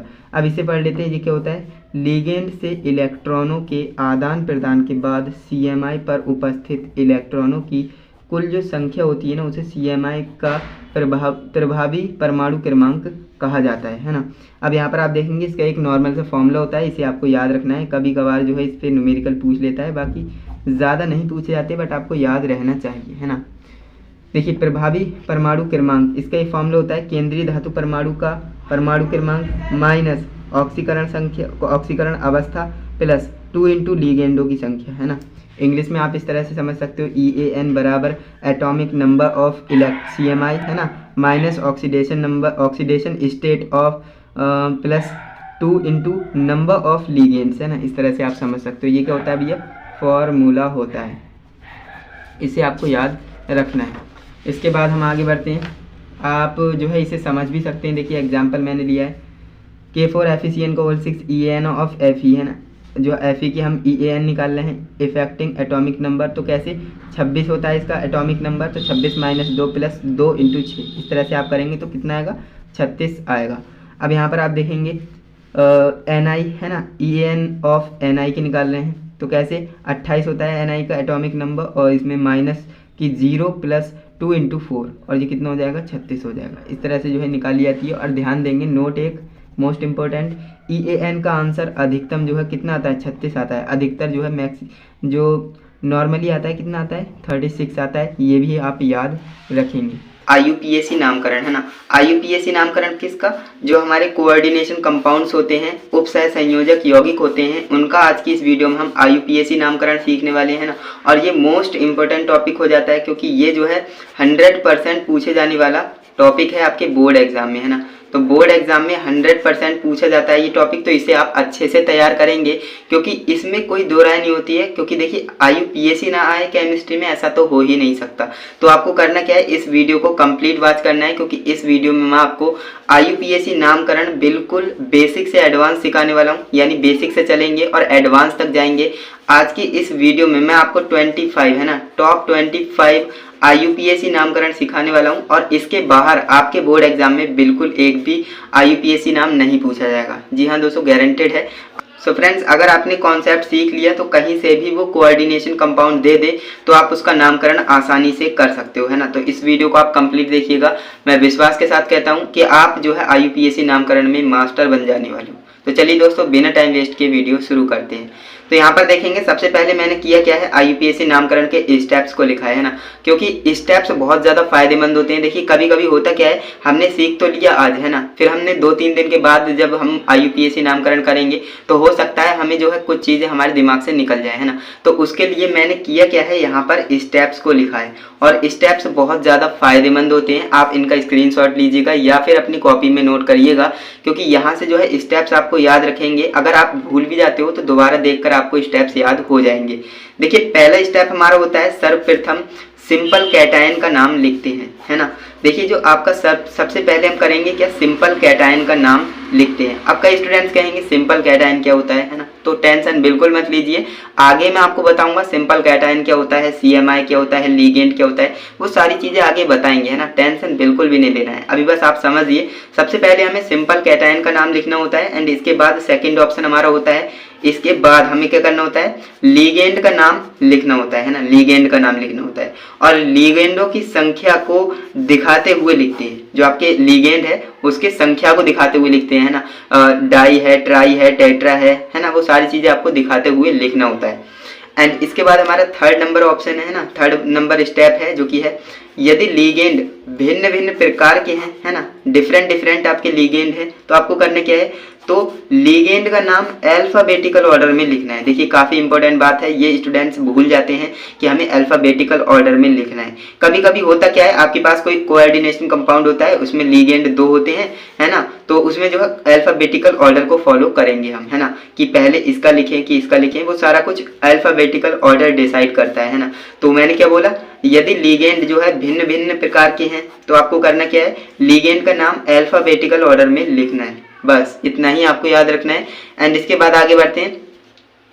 तो फ्रेंड्स हमारा चौथा स्टेप होता है लिगेंड का नाम लिखने के बाद, है ना, जो लिगेंड होता है उसका नाम हमें लिखने के बाद CMI का नाम लिखा जाता है ना। CMI क्या होता है, सेंट्रल मेटल आयन, इसकी फुल फॉर्म होती है सेंट्रल मेटल आयन। देखिए जो लिगेंड होता है उसका नाम हमने लिख दिया और उसके बाद हमें करना क्या है, CMI का नाम लिखना है, CMI का नाम लिखना है, बस। इसके बाद जो हमारा 5th नंबर स्टेप होता है उसे देख लेते हैं। देखिए जो हमारा 5th नंबर स्टेप है इसमें हमसे बोला जाता है कि CMI का नाम लिखने के बाद, है ना, अब हमने CMI का भी नाम लिख दिया, अब इसके बाद करना क्या है, ये वाली ब्रैकेट में CMI की ऑक्सीकरण संख्या रोमन पद्धति में लिखी जाती है। ये काफ़ी इंपॉर्टेंट बात है। देखिए CMI का नाम आपने लिख दिया, उसके बाद आपको करना क्या है, ये वाली ब्रैकेट लगानी है और इसमें जो है CMI की ऑक्सीकरण संख्या लिखनी है। कैसे लिखनी है, रोमन अंकों में लिखनी है, रोमन पद्धति में लिखनी है और प्लस माइनस बिल्कुल भी नहीं लगाना है आपको, है ना, ये लगता ही नहीं। और जो आपका ऑक्सीडेशन नंबर होगा, ऑक्सीकरण संख्या होगी, वो डेफिनेटली प्लस में ही आएगी। क्यों, क्योंकि सेंट्रल मेटल आयन है ना, मेटल है तो मेटल तो पॉजिटिव ही आएगी ना, वो नेगेटिव नहीं आ सकती। तो इसलिए जो है ध्यान रखेंगे, हमें जो है पॉजिटिव में ही लिखना है, यानी रोमन अंकों में लिखना है, बस इतना आप ध्यान रखें। तो फ्रेंड्स इसके बाद जो हमारा 6 नंबर स्टेप है उसमें बोलते हैं कि यदि उपसहसंयोजक यौगिक के शुरू में सिंपल कैटायन हो या उपसहसंयोजक यौगिक पर माइनस चार्ज हो तो CMI के लैटिन नाम में 8 लगा देते हैं। ये काफी इंपॉर्टेंट बात है। देखिए यदि उपसहसंयोजक यौगिक आपके पास है, कोऑर्डिनेशन कंपाउंड है, उसके शुरू में जो है सिंपल कैटायन हो, है ना, सिंपल कैटायन है या फिर उपसहसंयोजन यौगिक पर माइनस चार्ज है, ओके, सिंपल कैटायन हो या फिर माइनस चार्ज हो, तो हमें करना क्या है, CMI के लैटिन नाम में हमें 8 लगाना है। जैसे कि फॉर एग्जाम्पल फेरस, है ना, हम लिखते हैं फेरट, यानी आयरन होता है ना।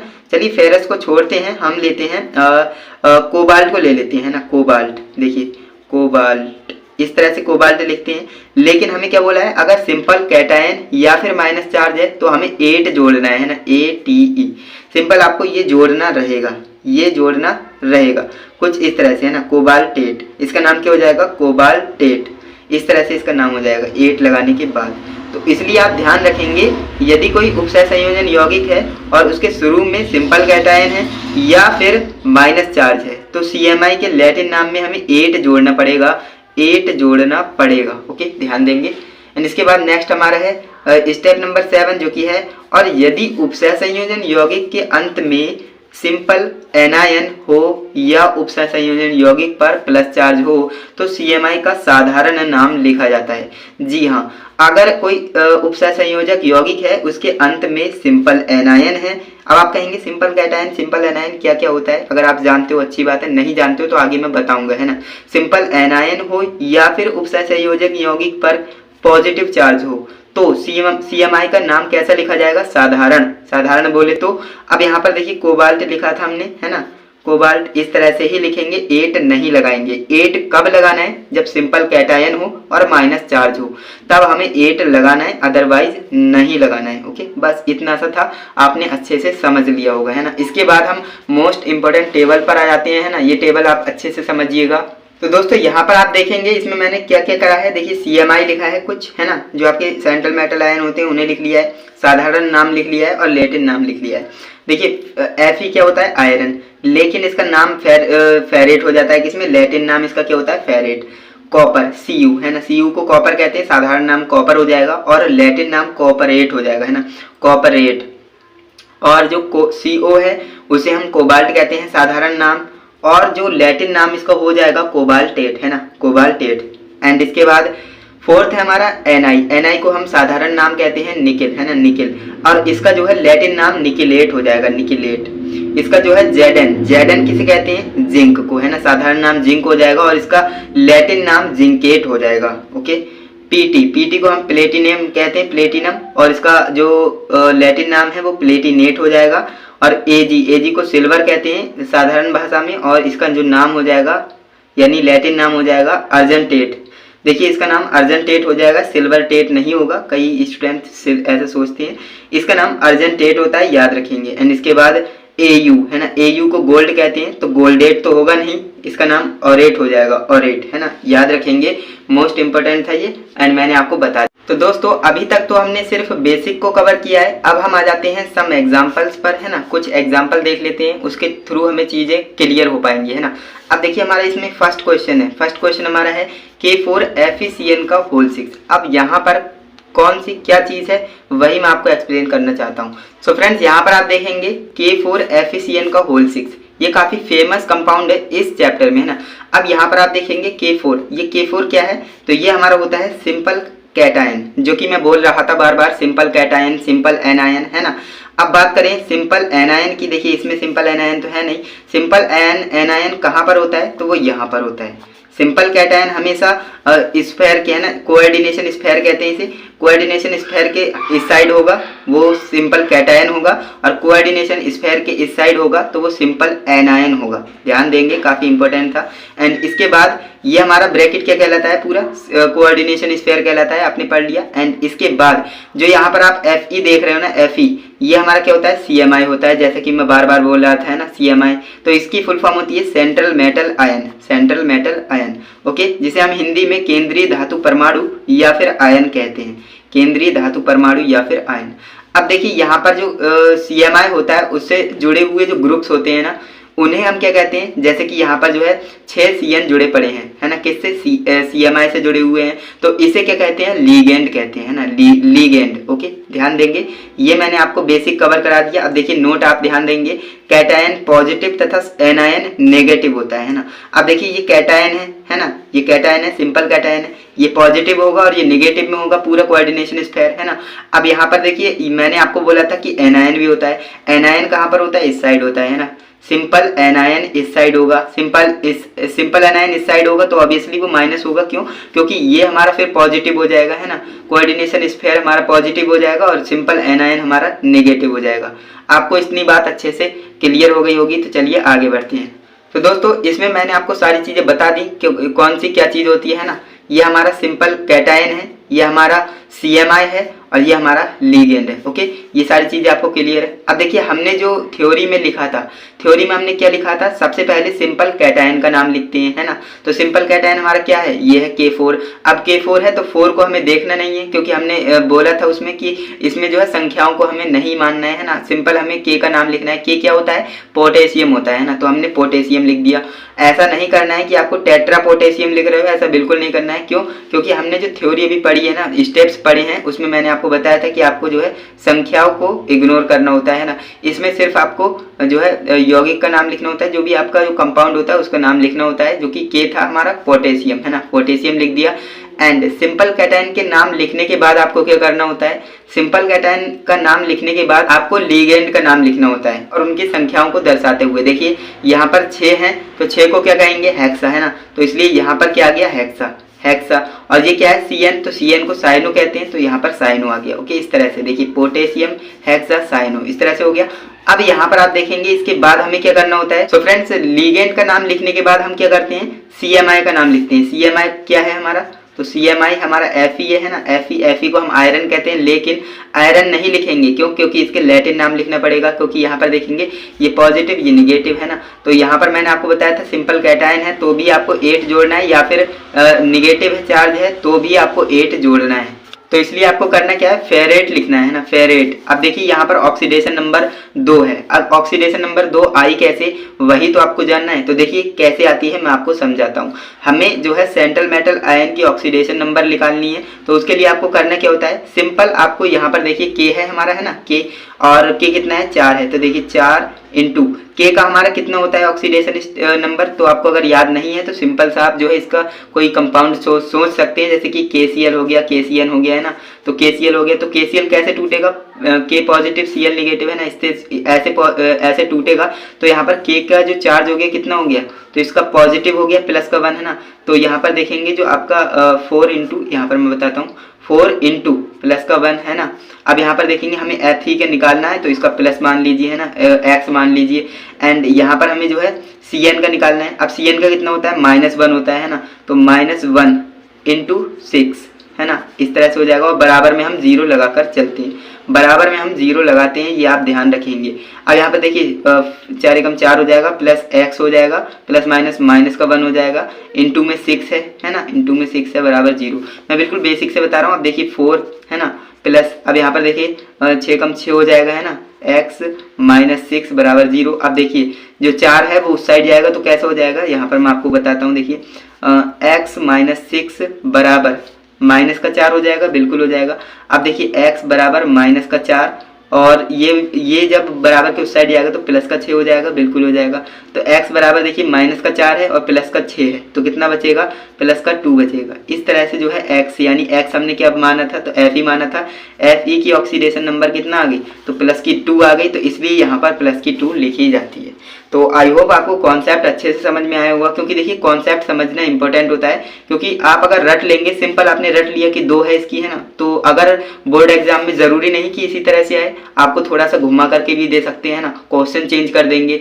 तो इसलिए आपको कॉन्सेप्ट क्लियर होना जरूरी है। कॉन्सेप्ट क्लियर होगा तो कैसे भी घुमा करके दे देगा, आप आंसर उसका कर देंगे। लेकिन अगर आपका रटा हुआ होगा तो सिंपल आप लिख कर आएंगे, आपको कॉन्सेप्ट ही क्लियर नहीं है तो वहां पर आप गलत कर सकते हैं। तो इसलिए कॉन्सेप्ट इज पावर है ना, कॉन्सेप्ट आपको अच्छे से पढ़ना होता है। ओके, यहाँ पर आप देख सकते हैं Fe = +2 आ गया, तो यहाँ पर हमने लिख दिया। तो दोस्तों उम्मीद करूंगा जो आपका पहला क्वेश्चन है, पहला कोऑर्डिनेशन कंपाउंड है, उसका नाम आपने अच्छे से लिखना सीखा होगा है ना। अब हम आगे बढ़ते हैं, आगे बढ़ेंगे तो हमारा क्वेश्चन नंबर 2 जो कि कोऑर्डिनेशन कंपाउंड नंबर 2 होने वाला है, कॉम्प्लेक्स नंबर 2। इसमें क्या है देखिए K3FeCN का होल 6, इस तरह से है K3FeCN का होल 6 है ना। इसका नाम क्या होगा, तो इसका नाम काफी आसान है, कैसे लिखना है देखिए। सबसे पहले हमने बोला था सिंपल कैटायन है, तो सबसे पहले सिंपल कैटायन का नाम लिखेंगे। तो सिंपल कैटायन हमारा K है, K को हम पोटेशियम कहते हैं, तो सिंपली हमने पोटेशियम लिख दिया है ना। यहाँ पर 3 हो 2 हो 4 हो उससे कोई मतलब नहीं होता है, उसे हम सिंपल साधारण नाम उसका लिखते हैं है ना।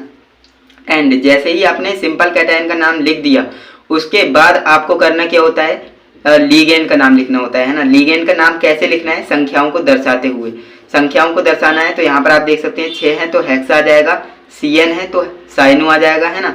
अब आपने जो है लीगेंड का नाम भी लिख दिया। अब आपको क्या करना है, CMI का नाम लिखना है ना। CMI हमारा Fe है, Fe है तो फेरेट आएगा इसका है ना। फेरेट क्यों आया, क्योंकि देखिए जो यहाँ पर सिंपल कैटायन है इसलिए आया। अगर यहाँ पर माइनस चार्ज होता तब भी आ जाता 8 है ना। जैसे कि मैंने स्टेप्स बताए हैं, अगर किसी स्टूडेंट ने सारे स्टेप्स को जान लिए जो कि मैंने आपको बताए थे, वो स्टूडेंट हर तरह के कोऑर्डिनेशन कंपाउंड के नाम लिख सकता है ना। अब यहाँ पर आप देखेंगे इसकी ऑक्सीडेशन नंबर 3 है। अब कैसे आई, सिंपल आपको वही करना है। देखिए देखते ही आपको बताना होता है, ये सारा कुछ आपको रफ पर करना होता है ना। तो देखिए यहाँ पर कितना हो जाएगा, +3 और यहाँ पर x हो जाएगा, यहाँ पर हमारा -6 है ना। तो -6 और +3 3 हो जाएगा, 3 बराबर के उस साइड जाएगा तो 3 आ जाएगा। इस तरह से जो है निकालना होता है, सिंपल है ना। अब आगे बढ़ते हैं, तो देखिए आगे नंबर जो हमारा क्वेश्चन नंबर 3 है, जो कि हमारा कोऑर्डिनेशन कंपाउंड नंबर 3 है, जो कि हमसे कह रहा है कि Na2FeH2O4NH32। इस तरह से जो है ये कंपाउंड हमें दे रखा है। अब यहाँ पर हमें इसका IUPAC नोमेनक्लेचर करना है। तो देखिए IUPAC नाम कैसे लिखना है, सबसे पहले तो हम अगर देखते हैं कि हमारा सिंपल कैटायन है तो हमें सिंपल कैटायन का नाम लिखना है ना। Na है तो Na को हम सोडियम कहते हैं, सोडियम लिख दिया। 2 है 3 है कुछ भी हो, हमें उससे मतलब नहीं होता है। मैं बार बार इसलिए बता रहा हूँ जिससे कि चीजें आपके दिमाग में फिक्स हो जाए है ना। देखिए Na को सोडियम कहते हैं तो सोडियम यहाँ पर लिख दिया। अब देखिए डाई एमीन, अब ये क्या आया है ना। अब यहाँ पर आप ध्यान देंगे, जो हमारा कोऑर्डिनेशन कंपाउंड होता है उसमें सबसे पहले हम जो है किसका नाम लिखते हैं, सिंपल कैटायन का नाम लिखते हैं। सिंपल कैटायन का नाम लिखने के बाद लीगेंड का नाम लिखते हैं। लेकिन यहाँ पर दिक्कत ये आ रही है, हमारे पास 2 लीगेंड है ना। यहाँ पर आप देख सकते हैं 2 लीगेंड हमारे पास हैं। अब दिक्कत इस बात की है कि पहले किसका नाम लिखा जाए है ना।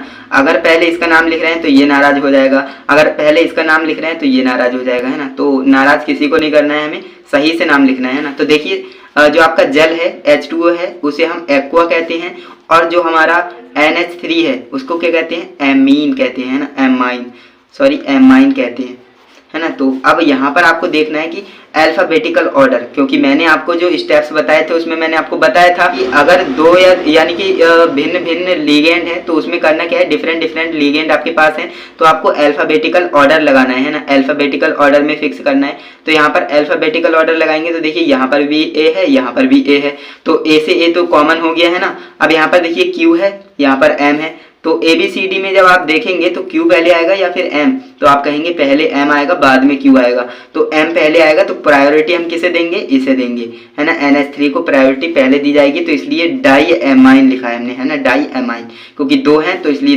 डाई और एमाइन है तो एमाइन आ गया, ओके। एंड यहाँ पर आप देखेंगे इसके बाद हम इसको प्रायोरिटी देंगे। अब यहाँ पर देखिए टेट्रा एक्वा क्यों आया, क्योंकि 4 है इसलिए टेट्रा, और ये एक्वा है ही।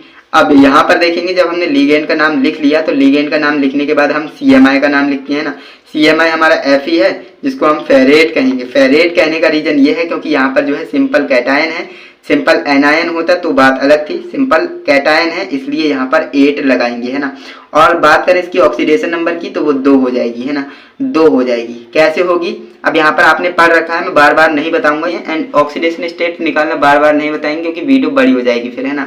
अब यहाँ पर आप देखेंगे ये हमारा नेक्स्ट टाइप आ जाता है जो कि 4 नंबर जो आपका कंपाउंड है, कॉम्प्लेक्स है, वो काफ़ी इंपॉर्टेंट है, PtCl4 नेगेटिव, है ना। अब यहाँ पर आप ध्यान देंगे तो भाई यहाँ पर तो हमारा सिंपल कैटायन है ही नहीं, तो सिंपल कैटायन नहीं है तो इसका नाम कैसे लिखेंगे। जब भी सिंपल कैटायन नहीं होता है तो हमने बोला था कि आपको लीगेंड का नाम लिखना रहेगा, है ना, लीगेंड। अब लीगेंड कितने हैं देखिए 4 है, 4 क्लोराइडो है ना, तो आपको टेट्रा क्लोराइडो लिखना रहेगा। एंड इसके बाद जो आपका यहाँ पर CMI होता है, प्लेटिनम है ना, तो आपको करना क्या है, प्लेटिनेट लिखना है। प्लेटिनेट लिखने का क्या रीजन है, तो फ्रेंड्स यहाँ पर आप ध्यान देंगे सिंपल कैटायन आपका यहाँ पर है नहीं, लेकिन माइनस चार्ज है ना, माइनस चार्ज है, इस वजह से हमें यहाँ पर 8 जोड़ना पड़ेगा, है ना, तो प्लेटिनेट हो जाएगा। अब यहाँ पर जो है थर्ड आएगा, थर्ड इसकी कैसे आई तो वो मैंने आपको ऑलरेडी बता रखा है ना, ऑक्सीडेशन स्टेट कैसे निकालते हैं तो वो आपको आता ही होगा, अगर नहीं आता है तो आप इसके ऊपर सेपरेट वीडियो देख सकते हो। एंड इसके बाद आयन लिखा, आयन क्यों लिखा आप कहेंगे यहाँ पर क्यों नहीं लिखा आयन, है ना, तो आयन लिखने का रीजन ये है क्योंकि यहाँ पर जो है प्लस या माइनस अगर है किसी कॉम्प्लेक्स कोऑर्डिनेशन कॉम्प्लेक्स पर पॉजिटिव या निगेटिव चार्ज होता है तब हम आयन लिखते हैं, अदरवाइज नहीं। यहाँ पर आप देखेंगे यहाँ पर नहीं है तो यहाँ पर नहीं लिखेंगे हम, यहाँ पर है पॉजिटिव तो यहाँ पर हम आयन लिखेंगे, यहाँ पर नहीं था किसी पे तो इसलिए हमने आयन नहीं लिखा। बस इतना सा लॉजिक है, आपने समझ लिया होगा। एंड इसके बाद नेक्स्ट हमारा IUPAC नाम है जो कि नेक्स्ट हमारा क्वेश्चन है 5 नंबर जो कि है COH2O का whole 3 and NO2 and SO4 का होल 2 एंड यहाँ पर बाहर आपका जो है Cl है सिंपल एनायन जो कि सिंपल एनायन है, ओके। अब यहाँ पर बात करते हैं इसका नाम कैसे लिखा जाएगा, है ना, ये भी आपका नया टाइप आ जाता है क्योंकि देखिए इसमें सिंपल कैटायन तो है नहीं, लीगेंड का नाम लिखेंगे, है ना, तो लीगेंड आप यहाँ पर ध्यान से देखेंगे तो भाई 3 लीगेंड है ना, तो 3 लीगेंड है तो आपको करना क्या है, अल्फाबेटिकल ऑर्डर में लिखना है ना, अल्फाबेटिकल ऑर्डर में लिखेंगे तो कैसे देखिए यहाँ पर जो है ये एक्वा हो जाएगा और ये NO2 आपका क्या होता है, नाइट्रो होता है ना, नाइट्रो, और जो आपका SO4 होता है वो क्या होता है, सल्फेट, है ना, तो सल्फेट इस तरह से होगा। अब यहाँ पर आपको जो है अल्फाबेटिकल ऑर्डर लगाना है, देखिए A है यहाँ पर, N है और S है। सबसे पहले A आएगा तो इसलिए ट्राई एक्वा हो जाएगा क्योंकि 3 एक्वा है तो ट्राई एक्वा। अब देखिए यहाँ पर नाइट्रो क्यों आया, क्योंकि A के बाद N आता है फिर S आता है ना, तो यहाँ पर ये वाला हमारा आ जाएगा, तो इसके लिए देखिए ये सिंपल एक ही है तो हमारा जो है नाइट्रो हो जाएगा। एंड इसके बाद इसकी बारी आएगी तो यहाँ पर देखिए 2 सल्फेट है तो डाई सल्फेटो हो जाएगा। सल्फेटो होने का रीजन क्या है, क्योंकि यहाँ पर आप देखेंगे क्योंकि हमारा जो लीगेंड होता है उसको हम जो है लैटिन भाषा में ही लिखते हैं, है ना। अब यहाँ पर देखेंगे जो आपका कोबाल्ट है ये आपका जो है CMI है, CMI का नाम आएगा तो ये हमारा कोबाल्ट है, तो कोबाल्टेट नहीं करेंगे, क्यों, क्योंकि यहाँ पर आप देखेंगे सिंपल कैटायन नहीं है, सिंपल एनायन है, और जब भी सिंपल एनायन होता है तो हम CMI का नाम बिल्कुल सिंपल लिखते हैं, है ना, साधारण लिखते हैं, तो कोबाल्ट हो जाएगा। इसकी ऑक्सीडेशन नंबर 4 आ गई, कैसे आ गई आपको जानते ही हैं। एंड यहाँ पर आप देखेंगे तो क्लोराइड हो जाएगा, क्लोराइड होगा ना कि क्लोराइडो, है ना, इस बात का भी आप ध्यान देंगे। जो आपका सिंपल एनायन होता है उसका नाम आपको बिल्कुल साधारण लिखा जाता है, उसके नाम में 8 वगैरह नहीं लगता है, इसका नाम हम सिंपल लिखेंगे क्लोराइड, ओके। इतनी बात आपको अच्छे से समझ में आई होगी। एंड इसके बाद हम आगे बढ़ते हैं तो क्वेश्चन नंबर 6 हमारा है NiEDTA एंड ये हमारा पॉजिटिव चार्ज, है ना, ये भी हमारा नया टाइप हो जाता है। इसका नाम कैसे लिखेंगे, तो देखिए इसका नाम लिखने से पहले मैं आपको एक बात बता दूं, अगर आपके पास कोई लीगेंड है ना, लीगेंड है या फिर कोई ऐसा कंपाउंड है, लीगेंड है जिसके नाम में ही डाई ट्राई वगैरह आ रहा है ना, कोई ऐसा कंपाउंड आपके पास आ जाता है, लीगेंड आ जाता है जिसके नाम में डाई ट्राई वगैरह आ रहा है, तो आपको करना क्या है, देखिए एक अगर वो ऐसा लीगेंड एक है तो आपको सिंपल लिखना है, अगर दो है तो दो के लिए आपको बिस लिखना है ना, तीन है तो आपको ट्रिस लिखना है, और चार है तो आपको टेट्रा किस लिखना है। ओके, टेट्रा किस। तो ये चीज़ें मैंने आगे भी लिख रखी हैं, आपको टेंशन नहीं लेना है। तो इसका आईयूपीएसी नाम कैसे लिखेंगे, सबसे पहले जो है इसका नाम लिखा जाएगा तो इथाइलिन डाईएमीन टेट्रा एसीटेटो, इसका नाम होता है इथाइलिन डाईएमीन टेट्रा एसीटेटो। लेकिन ये सिर्फ एक था, अगर यहाँ पर दो होते तब हम इस रूल को लगाते, लेकिन एक है तो कोई टेंशन नहीं है ना, वो मैंने आपको बता दिया, आगे इससे रिलेटेड क्वेश्चन आएंगे। तो इसका नाम हो जाएगा जो लीगेंड है उसका हम नाम लिखेंगे एथाइलिन डाईएमीन टेट्रा एसीटेटो। एंड इसके बाद जो हमारा ये एनआई है वो निकिल है ना, निकिल ही लिखेंगे, निकिलेट नहीं लिखेंगे। क्यों? क्योंकि यहाँ पर सिंपल कैटायन नहीं है, यहाँ पर पॉजिटिव चार्ज है ना। अब यहाँ पर आप देखेंगे निकिल हो जाएगा और यहाँ पर इसकी ऑक्सीडेशन स्टेट कितनी 5 आ जाएगी, और आयन लिखेंगे। आयन क्यों लिखेंगे? क्योंकि यहाँ पर हमारा आयन है ना, पॉजिटिव आयन है, इसलिए यहाँ पर आयन लिख दिया। एंड इसके बाद आगे बढ़ते हैं। तो 7 नंबर क्वेश्चन हमारा है जो कि है PtCl4 का जो होल इसका चार्ज है वो कितना है, 2 है। अब इसका आईयूपीएसी नाम हमें लिखना है, तो कैसे लिखेंगे? सबसे पहले हम जो है लीगेंड का नाम लिखेंगे, जो कि 4 लीगेंड है हमारे, 4 क्लोराइड है तो 4 क्लोराइड है ना। एंड इसके बाद आपको करना क्या है, प्लेटिनेट लिखना है ना। इसका नाम में 8 इसलिए लगेगा क्योंकि नेगेटिव है ना, प्लेटिनेट हो जाएगा, और इसकी ऑक्सीडेशन नंबर हमारी कितनी आ जाएगी, सेकंड आ जाएगी, और इसका आयन लिखेंगे। क्यों? क्योंकि यहाँ पर आयन है। ओके, इस तरह से इसका नाम हो जाएगा। एंड इसके बाद हम आगे बढ़ते हैं ना, तो आगे बढ़ेंगे, हमारा क्वेश्चन नंबर 8 है, यहाँ पर आप देख सकते हैं, क्योंकि कॉम्प्लेक्स नंबर 8 है, CrNH3 का होल 3Cl3। तो इसका नाम कैसे लिखेंगे आईयूपीएसी नाम? इसका नाम काफ़ी आसान है। देखिए हमारे पास 2 लीगेंड है ना, अब इनमें से पहले किसको लिखना है, पहले प्रायोरिटी किसे देना है? तो देखिए ये C से स्टार्ट होता है ना, और ये हमारा A से स्टार्ट होता है, तो ऑब्वियसली इसे हम प्रायोरिटी देंगे पहले। तो ट्राई एमाइन है ना, ट्राई एमाइन हो जाएगा, और ट्राई क्लोराइड हो जाएगा क्योंकि 3 है। एंड यहाँ पर हम क्रोमियम लिखेंगे। क्यों? Cr है, Cr को हम क्या कहते हैं, क्रोमियम। अब यहाँ पर क्रोमियमेट नहीं करेंगे। क्यों? क्योंकि यहाँ पर जो है सिंपल कैटायन नहीं है ना, सिंपल एनायन भी नहीं है, तो इसलिए यहाँ पर जो है क्रोमियम लिखा जाएगा, और इसका जो है 3rd आ जाएगा। और आयन नहीं लिखेंगे क्योंकि यहाँ पर कोई पॉजिटिव निगेटिव चार्ज नहीं है। एंड इसके बाद आगे बढ़ते हैं। तो आगे हमारा क्वेश्चन नंबर 9 है, जो कि है COH2O CnOx, और इसका जो चार्ज है कितना है, 2 पॉजिटिव है ना। तो इसका आईयूपीएसी नाम कैसे लिखेंगे? काफ़ी आसान है इसका भी आईयूपीएसी नाम। फ्रेंड्स आपको करना क्या है, देखिए लीगेंड का आपको पहचान करनी है, अल्फाबेटिकल ऑर्डर में लिखना है ना। तो यहाँ पर आप देखिए ये एक्वा A से स्टार्ट होगा, ये साइनो C से स्टार्ट होगा, ये ऑक्सीलेटो O से स्टार्ट होगा। तो ऑब्वियसली हम इसे प्रायोरिटी पहले देंगे है ना। तो करना क्या है, एक्वा लिखना है, एक ही है तो इसलिए एक्वा, और यहाँ पर देखिए एक ही है तो साइनो, एक ही है तो ऑक्सीलेटो, इस तरह से। अब यहाँ पर कोबाल्ट लिखना है ना, कोबाल्टेट नहीं करेंगे क्योंकि सिंपल कैटायन नहीं है, ये पॉजिटिव चार्ज वाला है, तो कोबाल्ट हो जाएगा। और यहाँ पर देखेंगे तो इसका ऑक्सीडेशन स्टेट 4 आ जाएगी, और यहाँ पर जो है इसका आयन लिखना पड़ेगा क्योंकि यहाँ पर आयन है, पॉजिटिव है ना। पॉजिटिव निगेटिव हो तभी आयन लिखिएगा, अदरवाइज नहीं। यहाँ पर कोई नहीं था तो इसलिए आयन नहीं लिखा। ओके, इन चीज़ों को आपको याद रखना पड़ेगा क्योंकि बेसिक चीज़ें हैं। एंड यहाँ पर हम आगे बढ़ते हैं। तो आगे हमारा क्वेश्चन नंबर 10 है, जो कि हमसे कह रहा है कि PtCl2 एंड NH3 का होल ट्वाइस है ना। तो अब इसका नाम हम कैसे लिखेंगे आईयूपीएसी? काफ़ी आसान है। देखिए यहाँ पर भी हमारे पास 2 लीगेंड है ना, ये हमारा A से स्टार्ट होता है, ये हमारा C से, तो ऑब्वियसली हम इसे प्रायोरिटी देंगे। तो देखिए डाई एमाइन है ना, डाई एमाइन, और देखिए डाई क्लोराइडो, डाई क्लोराइडो, अब क्लोराइडो कर दिया। अब यहाँ पर आप देखेंगे इसके बाद प्लेटिनम का नाम लिखना है ना, तो प्लेटिनम हो जाएगा, क्योंकि प्लेटिनेट नहीं कर सकते क्योंकि यहाँ पर सिंपल कैटायन नहीं है, तो प्लेटिनम कर देंगे। एंड इसकी ऑक्सीडेशन स्टेट कितनी आएगी, 2 यानी 2 आएगी। अब यहाँ पर आप कहेंगे आयन क्यों नहीं लिखा? क्योंकि भाई कोई आयन है ही नहीं, तो इसलिए आयन नहीं लिखा। जब भी पॉजिटिव निगेटिव हो तभी आयन लिखते हैं, अदरवाइज नहीं। ओके, आगे बढ़ते हैं। तो यहाँ पर हमारा जो है क्वेश्चन नंबर 11 है, जो कि है ZnOH का होल 4, और इसका जो है चार्ज कितना है, 2 निगेटिव है। ओके, तो इसका हम कैसे लिखेंगे आईयूपीएसी नाम? इसका आईयूपीएसी नाम काफ़ी मज़ेदार है। देखिए सबसे पहले हम इसका नाम लिखेंगे लीगेंड का है ना, टेट्रा, और ये हाइड्रोक्सो है ना, ये हम OH को क्या कहते हैं, हाइड्रोक्सो कहते हैं। तो टेट्रा हाइड्रोक्सो, और जिंकेट, जिंकेट क्यों आया? क्योंकि देखिए माइनस चार्ज है ना, तो इसलिए जिंकेट। ओके, अब यहाँ पर देखिए सेकंड, इसकी जो जिंक की ऑक्सीडेशन स्टेट है वो सेकंड आई है, यानी 2 आई है। अब यहाँ पर आयन को लिखा क्योंकि यहाँ पर माइनस है, माइनस प्लस होता है तभी हम आयन लिखते हैं, अदरवाइज नहीं लिखते हैं। ओके, आगे बढ़ते हैं। तो यहाँ पर देखेंगे जो आपका क्वेश्चन नंबर 12 है, CONH3 का होल 6 है ना, CONH3 का होल 6 और इनटू में SO4 का होल ट्वाइस है ना। अब इसका नाम कैसे लिखेंगे? अब इसमें तो सिंपल एनायन आ गया है ना, तो सिंपल एनायन आ गया, कोई डरने वाली बात थोड़ी है। अब यहाँ पर देखिए इसका नाम कैसे लिखेंगे है ना, तो देखिए 6 हमारे पास क्या है, एमाइन है, तो अब देखिए हेक्सा एमाइन हो जाएगा है ना। सबसे पहले लिगेंड का नाम लिखते हैं, जिसके बाद जो हमारे CMI है उसका नाम लिखेंगे, तो CMI हमारी कोबाल्ट है तो कोबाल्ट लिखेंगे। यहाँ पर अगर हमारा K4 या फिर कोई सिंपल कैटायन होता तब 8 लगाते, अदरवाइज नहीं। तो यहाँ पर 8 नहीं लगाएंगे क्योंकि ये पॉजिटिव और ये निगेटिव में टूटेगा, तो यहाँ पर कोबाल्ट हो जाएगा और इसकी जो ऑक्सीडेशन स्टेट है कोबाल्ट की वो 4 आ जाएगी।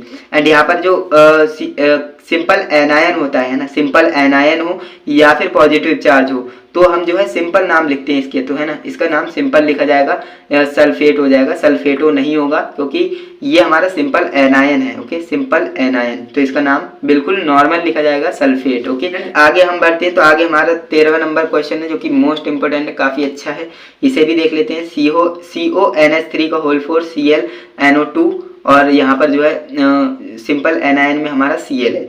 ओके, इसका नाम लिखना है तो कैसे लिखेंगे? देखिए इसका नाम काफ़ी मज़ेदार है। सबसे पहले हम लिगेंड का नाम लिखेंगे है ना, 3 लिगेंड हमारे पास हैं। तो देखिए ये हमारा जो है किससे स्टार्ट होता है, NH3, ये हमारा एमीन A से स्टार्ट होता है, एमाइन, और ये Cl है तो ये C से स्टार्ट होगा, क्लोराइडो है ना, और ये हमारा NO2 नाइट्रो है तो N से स्टार्ट होगा। तो सबसे पहले हम इसको प्रायोरिटी देंगे। तो यहाँ पर देखिए टेट्रा है ना, 4 है तो टेट्रा, और ये एमाइन है ना, टेट्रा एमाइन हो जाएगा, और ये 1 क्लोराइड हुआ तो 1 क्लोराइड हो जाएगा, नाइट्रो 1 ही है तो 1 नाइट्रो हो जाएगा। अब यहाँ पर जो है हम क्या लिखते हैं, CMI का नाम, CMI क्या है, CO को क्या कहते हैं, कोबाल्ट कहते हैं, लेकिन कोबाल्टेट लिखेंगे। क्यों? क्योंकि यहाँ पर जो है पॉजिटिव और निगेटिव में टूटने वाला है, इसलिए यहाँ पर कोबाल्ट आएगा। ओके, कोबाल्ट, और इसकी जो ऑक्सीडेशन स्टेट है कोबाल्ट की 3rd आ जाएगी, 3 आ जाएगी। ओके, एंड इसके बाद जो सिंपल एनायन है हमारा, सिंपल एनायन है उसका नाम आ जाएगा नॉर्मल, है ना, बिल्कुल नॉर्मल लिखा जाएगा, क्लोराइड। ओके, बस इतना ही करना है, इसका भी नाम कंप्लीट हो जाता है। एंड इसके बाद जो हमारा 14वां नंबर क्वेश्चन है वो भी इंपॉर्टेंट है, मस्त क्वेश्चन है। देखिए PTNH3 का होल ट्वाइस ClOH इनटू में OH, एंड यहाँ पर देखेंगे सिंपल एनायन में हमारा क्या है, Cl है। अब इसका IUPAC नाम लिखना भी काफ़ी आसान है। देखिए सबसे पहले हमें करना क्या है, यहाँ पर हमारे पास 2 लिगेंड है, सॉरी 3 लिगेंड है ना, 3 लिगेंड है तो क्या करना है, देखिए हाइड्रोक्सो H से स्टार्ट होगा, ये C से स्टार्ट होगा और ये A से।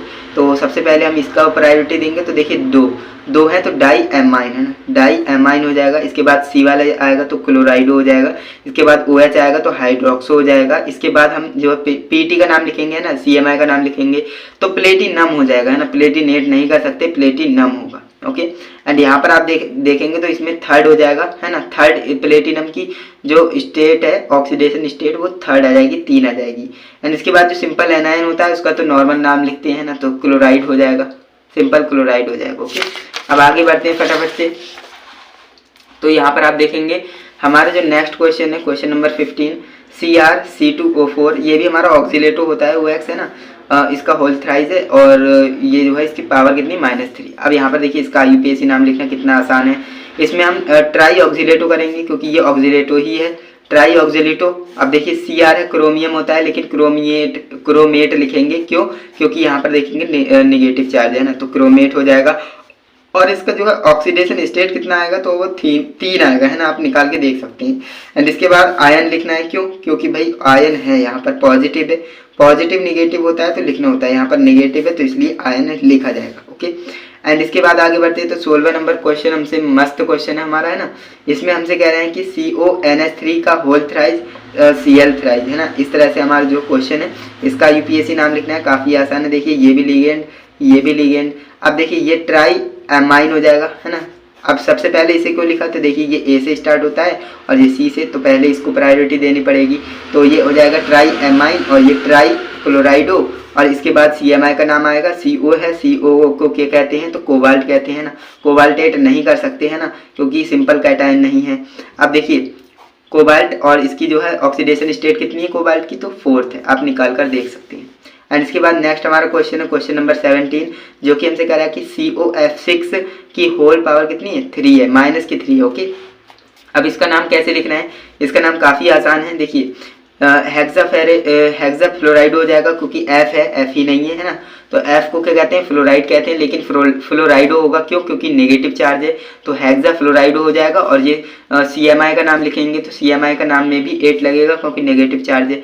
कोबाल्ट 8 है ना, एंड इसका कोबाल्ट का जो ऑक्सीडेशन स्टेट है वो थर्ड आ रही है, यानी कि 3 आएगी, आप निकाल कर देख सकते हैं।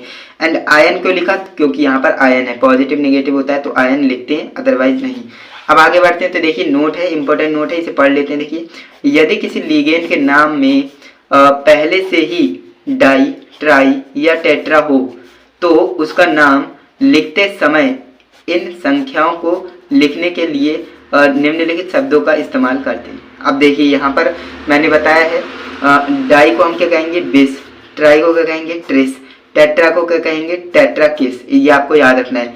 2 के लिए डाई, 3 के लिए ट्राई और 4 के लिए टेट्रा, है ना। अब देखिए इसको ही हम क्या कहते हैं, 2 के लिए बिस, 3 के लिए ट्रिस, 4 के लिए टेट्राकिस। इस तरह से आपको याद रखना है। ये 3 चीज़ें ये मोस्ट इंपॉर्टेंट है, क्योंकि इससे रिलेटेड क्वेश्चन आते हैं और यहीं पर स्टूडेंट जो है गलतियां कर देते हैं। आगे बढ़ते हैं। देखिए अभी तक हमने 17 को पढ़ लिया है ना, अब हम 18वां नंबर देख लेते हैं, है ना, जो आपका कंपाउंड है। 18वां नंबर कंपाउंड हमसे कह रहा है कि PtCl2 En का होल ट्वाइस एंड इसकी पावर क्या है, पॉजिटिव, डबल पॉजिटिव, है ना। अब इसका IUPAC नाम कैसे लिखना है, देखिए ये हमारा लिगेंड है, ये हमारा लिगेंड है, ये हमारा E से स्टार्ट होता है, ये हमारा C से। तो सबसे पहले किसके प्रायोरिटी देंगे, तो सबसे पहले इसको प्रायोरिटी देनी पड़ेगी, है ना, तो डाइक्लोराइडो हो जाएगा, डाइक्लोराइडो, है ना। इसके बाद आगे बढ़ते हैं तो देखिए यहाँ पर होगा क्या, यहीं पर स्टूडेंट मिस्टेक करते हैं। वो करते क्या है, डाई इथाइलिन डाइअमीन कर देंगे। ऐसा करने से जो है मिस्टेक हो जाती है और समझ में नहीं आता है डाई इथाइलिन डाइअमीन ये क्या होता है, तो है ना। इसलिए आपको करना क्या होता है, जो 2 है ना इसको डाई नहीं लिख सकते, क्योंकि इसके नाम में पहले से ही डाई है ना। तो फ्रेंड इसका नाम क्या होता है, इसका नाम होता है इथाइलिन, है ना, इथाइलिन डाइएमीन, है ना। इसका नाम ये होता है इथाइलिन डाइएमीन। तो यहाँ पर हमारा डाई ऑलरेडी पहले से ही आ रहा है, तो इसको हम डाई नहीं कह सकते, इसको हमें बिस कहना पड़ेगा, क्योंकि मैंने आपको बता दिया डाई को हम क्या कहते हैं, बिस, ट्राई को आपको क्या कहते हैं, ट्रिस, है ना, और टेट्रा को आप क्या कहते हैं, टेट्रा को तो आप कहते हैं टेट्राकिस। Okay, tetrakis. इनका आपको इस्तेमाल करना पड़ेगा, है ना। तो इसको हम डाई नहीं लिख सकते, इसके लिए हमें बिस लिखना पड़ेगा। देख सकते हैं इसके लिए हमने बिस लिखा, एंड आपको ब्रैकेट लगाना है एंड फिर इसका नाम लिखना है ना। इसका नाम होता है एथाइलिन डाइअमीन, तो एथाइलिन डाइअमीन इस तरह से आपको लिखना है। एंड यहाँ पर इतना करने के बाद लिगेंड का नाम लिख दिया आपने दोनों का। इसके बाद आपको जो है CMI का नाम लिखना है। CMI क्या है, PT है। PT को क्या कहते हैं, प्लेटिनम, है ना, प्लेटिनम। नॉर्मल लिखा जाएगा क्योंकि पॉजिटिव है, माइनस होता नेगेटिव होता तो हम 8 लगाते, लेकिन पॉजिटिव है इसलिए 8 नहीं लगाएंगे। तो यहाँ पर प्लेटिनम हो जाएगा। और 4 इसकी ऑक्सीडेशन स्टेट आप निकाल कर देख सकते हैं। एंड इसके बाद आयन लिखा है क्योंकि यहाँ पर पॉजिटिव है। ओके, इतनी आपको समझ में आ गई होगी दोस्तों। जो हमारा क्वेश्चन नंबर 19 है, CrNH3 का होल ट्वाइस, Cl2En और इसकी जो होल पावर है पॉजिटिव का 1 है। ओके, अब इसका आपको IUPAC नाम लिखना है। कैसे लिखेंगे, देखिए ये हमारा लिगेंड हो गया, ये हमारा लिगेंड हो गया और ये हमारा लिगेंड हो गया, है ना। 3 लिगेंड है, सिंपल कैटायन तो है नहीं जिसका नाम लिखते। तो यहाँ पर आप देखिए ये तो हमारा E से स्टार्ट होगा, ये हमारा C से और ये हमारा A से स्टार्ट होगा। तो सबसे पहले हम इसको प्रायोरिटी देंगे, है ना, फिर इसके बाद इसको प्रायोरिटी देंगे, फिर इसके बाद इसको प्रायोरिटी देंगे। अब देखिए डाई एमाइन हो जाएगा, है ना, डाई एमाइन। एंड इसके बाद हम इसे देंगे प्रायोरिटी, तो देखिए डाई क्लोराइडो हो जाएगा, है ना, डाई क्लोराइडो। एंड इसके बाद इसे प्रायोरिटी देंगे तो इथाइलिन डाइएमीन हो जाएगा, है ना। 1 है इसलिए हमने इथाइलिन डाइएमीन डायरेक्ट लिख दिया। अगर यहाँ पर 2 या 3 होता तो हम ट्रिस, बिस, टेट्राकिस इन चीज़ों का इस्तेमाल करते हैं ना। 1 है कोई बात नहीं, एथाइलिन डाइएमीन लिख सकते हैं। इसके बाद जो आपका लिगेंड है, सॉरी जो आपका CMI है, CMI का नाम लिखेंगे। CMI हमारा Cr है, Cr को हम क्रोमियम कहते हैं, तो ऑब्वियसली क्रोमियम ही लिखेंगे क्योंकि पॉजिटिव चार्ज है ना, पॉजिटिव चार्ज है इसलिए क्रोमियम लिखा है। नेगेटिव होता तो क्रोमेट हो जाता है ना। एंड यहाँ पर इसकी क्रोमियम की ऑक्सीडेशन स्टेट की बात करें तो कितनी है, 3rd है, 3 आई है, आप निकाल कर देख सकते हैं। एंड आयन लिख दिया क्योंकि यहाँ पर पॉजिटिव है इसलिए यहाँ पर आयन आया है। एंड इसके बाद आगे बढ़ते हैं तो देखिए आगे जो है ये क्वेश्चन हम HW में देंगे आपको, है ना, क्योंकि देखिए काफ़ी स्टूडेंट मुझसे कहते हैं कि आप प्रैक्टिस के लिए क्वेश्चन दिया करें, है ना। तो यहाँ पर मैंने ये आपको जो है HW में दे दिया और ये आपको HW में दे दिया, है ना। 5 आपको दे देता हूँ HW में एंड 20 आपको करवा दूंगा, है ना। ये आपके HW में, इनको आप स्क्रीनशॉट करिएगा, 20, 21, 22, 23, है ना।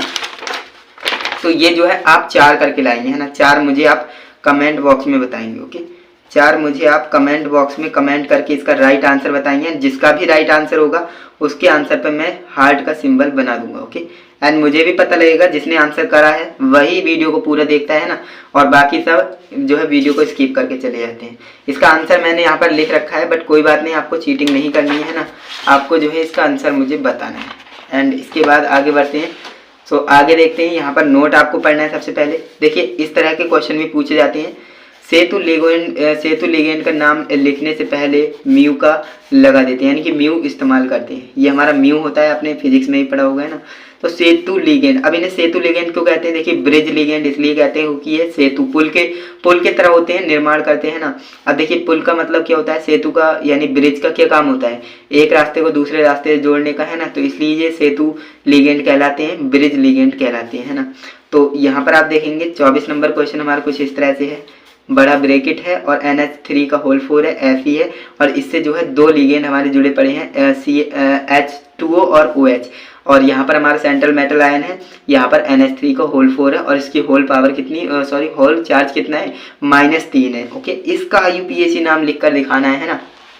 देखिए, इतने बड़े क्वेश्चन आपके बोर्ड में नहीं पूछे जाएंगे, लेकिन हम तो अच्छी तैयारी करना चाहते हैं ना। 95 प्लस का टारगेट है, तो भाई उसी लेवल की हमें तैयारी भी करनी पड़ेगी। तो इसलिए हम ऐसे सवालों से भी लड़ेंगे, है ना, बिल्कुल लड़ेंगे। अब यहाँ पर देखिए, इसका नाम कैसे लिखते हैं। सबसे पहले हम जो है इसके लिगेंड का नाम लिखते हैं ना। तो यहाँ पर आप देखेंगे तो लिगेंड क्या है, ये हमारा लिगेंड है, और ये हमारा लिगेंड है ना, और ये भी हमारा क्या है, लिगेंड है, ये भी हमारा क्या है, लिगेंड है। सबसे पहले हम किसका नाम लिखेंगे, इसका नाम लिखेंगे। तो टेट्रा एमाइन है ना, टेट्रा एमाइन हो जाएगा। अब यहाँ पर देखिए, आयरन क्यों आया, क्योंकि ये हमारा CMI होता है, आयरन आ गया। एंड इसके बाद सेकेंड इसकी जो है ऑक्सीडेशन स्टेट होती है, आप निकाल कर देख सकते हैं। इसकी भी निकालना आसान है, सिंपल, आपको करना कुछ नहीं है। इसे एक्स मानना है, इसे एक्स मानना है, और बाकी सबको आपको जैसे निकालते हैं वैसे आप निकाल सकते हो। ओके, अब देखिए, एक्वा लिखने से पहले हमें करना क्या है, म्यू लगाना है, क्योंकि इसमें पहले हमसे बोल दिया था कि म्यू हमें लगाना पड़ता है। म्यू एक्वा हो जाएगा, म्यू हाइड्रोक्सो हो जाएगा, है ना, म्यू एक्वा और म्यू हाइड्रोक्सो, और टेट्रा एमाइन, देखिए टेट्रा एमाइन, और फिर से आपका आयरन आ जाएगा, इसकी भी सेकंड आ जाएगी। देखिए, इसमें एक फायदा होता है, अगर आपने एक की निकाल दी तो दोनों की निकल आती है, यानी कि इसकी सेकंड है तो इसकी भी सेकंड ही होगी। और आयरन क्यों लिखा, क्योंकि देखिए पॉजिटिव है ना। इसके बाद जो हमारा नेक्स्ट क्वेश्चन है 25 नंबर क्वेश्चन, जो कि हमारा है NH3 का whole 4, FeOH Fe and H2O NH3 का होल 2, और इसका चार्ज कितना है, +2। ये भी आप मुझे जो है SW में यानी कमेंट करके ही बताएंगे, है ना। ये भी आप मुझे कमेंट करके ही इसका आंसर बताएंगे, क्योंकि एक मैंने बता दिया और बाकी के 2 आप खुद करिएगा बिल्कुल अच्छे से। ओके, वीडियो काफ़ी ज़्यादा बड़ी बन चुकी है, लेकिन कोई बात नहीं। अगर इस वीडियो को जिसने देख लिया ना, इस वीडियो को कंप्लीट जिसने देख लिया, वो IUPAC में कभी भी मात नहीं खा सकता, क्योंकि इस वीडियो में मैंने आपको हर लेवल का, है ना, हर टाइप का, हर लेवल का जीरो से हीरो बना दिया है। किसमें, IUPAC नाम में, है ना, IUPAC नाम में। IUPAC नाम कोऑर्डिनेशन कंपाउंड का लिखना मैंने आज की इस वीडियो में बिल्कुल आपको बारीकी से समझाया है। ऐसा कोई भी नहीं कि आपने हवा में बता दिए हो, विद कॉन्सेप्ट विद लॉजिक आपको बताया है। वीडियो अगर आपको अच्छी लगी तो एक लाइक आप जरूर करिएगा। देखिए, एक लाइक अगर आप करेंगे तो हम मोटिवेट होंगे और ज़्यादा, है ना। ऐसे ही वीडियो बनाने के लिए गला बिल्कुल दर्द करने लगता है वीडियो बनाते हुए, ना। तो एक लाइक कर देना, एंड चैनल पे नए हो तो सब्सक्राइब भी कर लेना, और आप अपने दोस्तों के साथ भी इस वीडियो को शेयर करना, जिससे कि वो भी कुछ नया सीख सके, अपने बोर्ड एग्जाम की अच्छे से तैयारी कर सके। अब हम पढ़ने वाले हैं VBT, है ना, VBT। आखिर ये VBT क्या होता है, सबसे पहले तो इसकी फुल फॉर्म जान लीजिए। VBT का मतलब होता है वैलेंस बॉन्ड थ्योरी, है ना। Valence bond theory most important theory है बोर्ड एग्जाम 2025 की दृष्टि से। अगर VBT पूछेगा ना तो आपको ये अच्छे से लिखना आना चाहिए, और क्या क्या लिखना होता है, कैसे लिखना होता है, चलिए समझते हैं, है ना। देखिए, VBT वैलेंस बॉन्ड थ्योरी याद रखेंगे फुल फॉर्म। इसके बाद आप ध्यान देंगे, इसमें आपको क्या करना होता है। देखिए, संयोजकता आबंध सिद्धांत, वैलेंस बॉन्ड थ्योरी, इसे हम हिंदी में क्या कहते हैं, संयोजकता आबंध सिद्धांत। देखिए, इसमें आपको कैसे लिखना है, इस सिद्धांत के अनुसार किसी उपसंयोजक यौगिक में जो है CMI तथा लिगेंड के मध्य बनने वाले बंध को समझा जा सकता है। जी हाँ दोस्तों, सिर्फ हम जो है बॉन्ड को समझने के लिए, है ना, जो बंध बनता है किसके किसके बीच में, CMI और लिगेंड के बीच में जो बंध बनता है उसे समझने के लिए इस थ्योरी का जो है पढ़ते हैं, इस थ्योरी का अध्ययन करते हैं। तो इतनी बात आपको समझ में आई। इस सिद्धांत के अनुसार हम जो है किसी उपसह संयोजक यौगिक कोऑर्डिनेशन कंपाउंड में जो CMI और लिगेंड होता है, इसके मध्य जो बनने वाला बॉन्ड होता है ना, बंध होता है, उसको समझने के लिए हम इसका प्रयोग करते हैं। अब देखिए कैसे हम समझेंगे, है ना।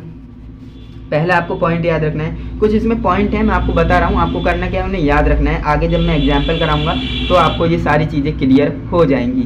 देखिए CMI अपनी उपसह संयोजन संख्या समन्वय संख्या के बराबर रिक्त कक्षक बनाता है। सबसे पहला स्टेप क्या होगा, CMI जो है अपनी उपसह संयोजक संख्या समन्वय संख्या, यानी उपसह संयोजक संख्या को ही तो समन्वय संख्या कहते हैं, उसको जो है उसके बराबर रिक्त कक्षक बनाएगा। ये पहला स्टेप हो गया, है ना। ये क्या है, स्टेप्स हैं, आपको ये सारे स्टेप्स पता होने चाहिए। दूसरा हमारा स्टेप्स है CMI रिक्त डी कक्षक करने के लिए अपनी ऑक्सीकरण संख्या के बराबर इलेक्ट्रॉनों का त्याग कर देता है ना। ये आप ध्यान देखेंगे, ध्यान से रखेंगे, ध्यान में रखेंगे। देखिए CMI रिक्त डी कक्षक, है ना, करने के लिए अपनी ऑक्सीकरण संख्या को के बराबर जो है इलेक्ट्रॉनों को त्याग देगा, है ना, त्याग देता है।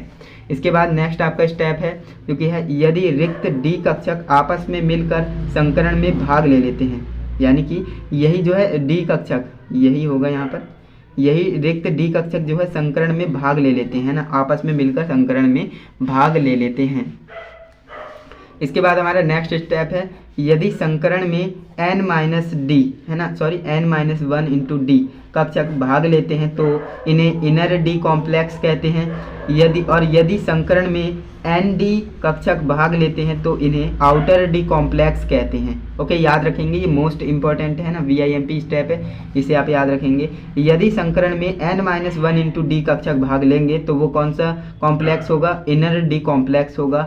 यदि संकरण में ND कक्षक भाग लेंगे तो वो कौन सा कॉम्प्लेक्स होगा, आउटर डी कॉम्प्लेक्स होगा। ओके, अब नेक्स्ट आपका है यदि कॉम्प्लेक्स में D2sp3 या sp3d2 संकरण होता है तो संकुल की आकृति अष्टफलकीय, है ना, ऑक्टाहेड्रल होती है। ये बात आप ध्यान रखेंगे। यदि कॉम्प्लेक्स कैसा होगा, D2sp3 या sp3d2 संकरण होगा तो उसकी संकुल की जो आकृति होगी कैसी होगी, अष्टफलकीय यानी ऑक्टाहेड्रल होगी। ओके, इसके बाद हमारे कुछ और स्टेप्स हैं, उन्हें पढ़ लेते हैं। देखिए नेक्स्ट उसी में हमारा लिखा है और यदि DsP2, है ना, DsP2 संकरण होता है तो संकुल की आकृति कैसी होती है, वर्ग समतलीय यानी स्क्वायर प्लेनर होती है। ओके, और sp3 संकरण में संकुल की आकृति कैसी होगी, समचतुष्फलकीय टेट्राहेड्रल होगी। ये बातें आपको ध्यान रखनी है क्योंकि तभी तो आप बता पाएंगे एग्जाम में कि कैसी आकृति है उसकी, है ना। आकृति पूछता है, इसीलिए आपको बता रहे हैं, आकृति आपको बनानी है और बतानी है क्या क्या कैसी आकृति बनेगी अगर ये संकरण होगा, अगर ये संकरण होगा, है ना, तो बतानी होगी आपको। तो ध्यान देना है, यदि DsP2 संकरण होगा तो संकुल की आकृति कैसी होगी, वर्ग समतलीय यानी स्क्वायर प्लेनर होगी। और यदि जो है sp3 संकरण होगा तो संकुल की आकृति कैसी होगी, समचतुष्फलकीय यानी टेट्राहेड्रल होगी। ओके, इसके बाद नेक्स्ट हमारा है स्टेप जो कि है यदि संकुल में प्रबल क्षेत्र लिगेंड, स्ट्रॉन्ग फील्ड लिगेंड, है ना, यानी NH3CO CN नेगेटिव और एक्सेट्रा, है ना, तो आपको ध्यान देना है जो आपके प्रबल क्षेत्र लिगेंड होते हैं जैसे कि NH3 हो गया, CO हो गया, CN नेगेटिव हो गया ना, तो ये होते हैं तो यह डी कक्षकों में इलेक्ट्रॉनों का युग्मन करा देते हैं ना, यानी कि अगर ये हैं कोई, यानी इन तीनों में से कोई होगा तो जो है ये क्या करेगा, युग्मन करा देगा, किनका, इलेक्ट्रॉनों का, कक्षकों में इलेक्ट्रॉनों का युग्मन करा देगा। और यदि संकुल में दुर्बल क्षेत्र लिगेंड, दुर्बल कौन से होते हैं, वीक फील्ड लिगेंड कौन से होते हैं, तो वो हमारे होते हैं F negative, Cl negative, Br negative, I negative, H2O, है ना, एक्सेट्रा, ये होते हैं वीक लिगेंड उपस्थित होते हैं। तो ये क्या करते हैं भैया, ये डी कक्षकों में इलेक्ट्रॉनों का युग्मन नहीं कराते हैं। ध्यान देंगे, अगर प्रबल क्षेत्र लिगेंड होंगे तो वो युग्मन करा देंगे इलेक्ट्रॉनों का, अगर वीक, है ना, यानी दुर्बल क्षेत्र लिगेंड होंगे तो वो इलेक्ट्रॉनों का युग्मन नहीं करा पाएंगे, है ना। ये बातें आपको ध्यान रखनी है। इसके बाद नेक्स्ट हमारा जो है पॉइंट है क्या है, यदि संकुल में सभी इलेक्ट्रॉनों युग्मित होते हैं तो संकुल प्रतिचुंबकीय है ना, यानी कोई संकुल है, कोई कॉम्प्लेक्स हमारे पास जिसमें क्या है सभी इलेक्ट्रॉन युग्मित है ना, पेयर वाले हैं, पेयर हैं, तो उसमें होगा क्या संकुल प्रतिचुंबकीय यानी कि डायामैग्नेटिक होगा है ना, डायामैग्नेटिक होगा। और यदि संकुल में कॉम्प्लेक्स में सभी इलेक्ट्रॉन अयुग्मित होंगे यानी पेयर नहीं होंगे बने हुए, सिंगल सिंगल होंगे, तो उसमें क्या होगा भैया संकुल अनुचुंबकीय होगा है ना, अनुचुंबकीय यानी पैरामैग्नेटिक होगा। ये बातें आपको ध्यान रखनी है। ये जो मैंने 7 स्टेप्स बताए हैं ना, क्या बताएं 7 स्टेप्स बताए हैं, ये आप ध्यान में रख पाएंगे तभी जो है आप एग्जाम्पल्स को समझ पाएंगे है ना। अब देखिए होता क्या है, यहाँ पर कुछ हम एग्जाम्पल ले लेते हैं। Complex of coordination number of 6 है ना, जो आपकी कोऑर्डिनेशन नंबर 6 वाले कॉम्प्लेक्स को हम ले रहे हैं। पहला हमारा क्या है FeCN का होल 6 की पावर क्या है -4 है ना। अब यहाँ पर देखेंगे Fe कितनी है 26, इसका क्या होता है एटॉमिक नंबर। अब यहाँ पर आप देखेंगे ये आपने पढ़ रखा होगा है ना, अफवाह का नियम वगैरह आपने पढ़ रखा होगा, जो भी इलेक्ट्रॉनिक कन्फिग्रेशन आपने अच्छे से पढ़ा होगा। तो 1s2 2s2 2p6 3s2 3p6 4s2 3d6 और 4p0, इस तरह से आप करेंगे। एंड इसके बाद आपको करना क्या है 3d6 4s2 और 4p0, इस तरह से आपको लेना है। एंड इसके बाद आपको करना क्या है Fe की कितनी डबल पॉजिटिव होती है, ऑक्सीडेशन नंबर है ना 2 होती है, प्लस के 2 होती है। अब यहाँ पर आपको करना क्या है इलेक्ट्रॉनों को भरना है ना, इलेक्ट्रॉनों को भरना है 1 2 3 4 5 6 7 8 है ना, इस तरह से आपने जो है भर देना है। यहाँ पर 6 हैं तो इस तरह से आपने भरे, यहाँ पर 2 हैं तो आपने इस तरह से भरे, ये खाली है खाली रहने देना है। एंड इसके बाद आपको करना क्या है इसमें आगे भरना है ना, आगे भरेंगे तो कैसे होगा देखिए 1 2 3 4 5 6 है ना, इसमें 6 ही हैं और इसमें आपने इस बार नहीं भरा। ऐसा क्यों, इसका रीज़न आपको अभी आगे बताएंगे, बट आपको ध्यान देना है जो ये पेयर बनाएगा ना, ये पेयर बनाएगा। पेयर क्यों बनाएगा, क्योंकि ये क्या है भैया प्रबल क्षेत्र लिगेंड है यानी स्ट्रॉन्ग फील्ड लिगेंड है। CN क्या है जो प्रबल क्षेत्र लिगेंड है यानी स्ट्रॉन्ग फील्ड लिगेंड है। तो ये क्या करेगा भाई पेयर बनवाएगा, इलेक्ट्रॉन के पेयर बनवाएगा। तो करेगा क्या ये इधर आ जाएगा और ये इधर आ जाएगा, यानी सारे के सारे क्या हो जाएंगे पेयर्ड हो जाएंगे। देख सकते हैं ये सारे सारे पेयर्ड हो गए। तो ये हुआ क्या D2sp3। अब यहाँ पर आप देखेंगे D2sp3 समझने का प्रयास करेंगे। यहाँ पर ये क्या है D कक्षक है, यहाँ पर आप देख रहे हैं D कक्षक है, D में कितने हैं 2, तो D2, S कितना है 1 है, S P कितने हैं 3 है ना, तो D2sp3 ये बना संकरण हो गया। लेकिन अब अगर आपने यही नहीं पता है कि D2sp3 होता है तो क्या कौन सी आकृति बनती है, तो आप नहीं कर पाएंगे। इसीलिए मैंने आपको स्टेप्स बताए थे, उन स्टेप्स को आपको फॉलो करना पड़ेगा है ना। तो यहाँ पर होगा कि सभी में CN CN आ जाएगा और इसकी आकृति कैसे बनेगी आप देख सकते हैं, इसकी आकृति कुछ इस तरह से बनेगी। और आगे कंक्लूजन में मैंने लिख रखा है, सिर्फ आपको ये समझना है इस तरह से जो है ये 6 लिगेंड इससे बॉन्ड के साथ जुड़ जाएंगे और ये जो है इस तरह से हो जाएगी। ये हम दर्शाते हैं आकृति को है ना, किस तरह की आकृति बनी है उसलिए हम जो है ये दर्शाते हैं। अब कंक्लूजन देख लेते हैं ना, कंक्लूजन देख लेते हैं जो कि आया है। संकरण कौन सा है D2sp3 है, हमने देख लिया। आकृति कैसी है अष्टफलकीय, जब ये होता है D2sp3 तो कैसी होती है अष्टफलकीय है ना, ऑक्टाहेड्रल। और संकुल कैसा है इनर D कॉम्प्लेक्स होगा है ना, संकुल कैसा होगा इनर D कॉम्प्लेक्स होगा। चुंबकीय प्रकृति कैसे होगी प्रतिचुंबकीय, इस तरह से होगी है ना। तो आपने देखा ये आपने अच्छे से समझा है ना, अगर ये आपने अच्छे से समझा है तो आपको करना क्या है आगे प्रैक्टिस करनी है। जो मैंने ये आपके लिए छोड़े हैं इनकी आपको क्या करनी है अच्छे से प्रैक्टिस करनी है। इसका आप स्क्रीनशॉट ले लेंगे है ना बढ़िया से। एंड ये आपको PDF तो मैं आपको कहाँ पर प्रोवाइड करूँगा इसकी PDF है ना, PDF आपको टेलीग्राम चैनल पर मिल जाएगी बिल्कुल फ्री में है ना। आपको करना क्या है टेलीग्राम पर जाना है, बिल्कुल फ्री में इसे डाउनलोड कर लेना है एंड अपनी प्रिपरेशन करनी है अच्छे से है ना। तो मैं ये आपके लिए क्यों बता रहा हूँ, क्योंकि देखिए अगर मैं करवाऊँगा तो आप क्या करेंगे है ना, तो आपको प्रैक्टिस करनी है, मुझसे ज़्यादा प्रैक्टिस करनी है। तो इसलिए जो आपके लिए प्रैक्टिस क्वेश्चन मैं दे रहा हूँ। तो इस तरह से आप जो है इसकी प्रैक्टिस करेंगे, मैं आप स्क्रीनशॉट ले सकते हैं। इसके बाद हमारा एक और टॉपिक होता है, उसे हम जल्दी से कवर करेंगे, जो कि आप देख सकते हैं क्या है इम्पॉर्टेंट है, इसे भी हमें पढ़ना है। वर्नर का उपसय संयोजन यौगिक का सिद्धांत है ना, जो वर्नर ने हमें उपसय संयोजन यौगिक का सिद्धांत दिया है उसे देख लेते हैं। इनका पूरा नाम क्या है एल्फ्रेड वर्नर है ना, ये आप ध्यान रखेंगे एल्फ्रेड वर्नर है वर्नर का पूरा नाम।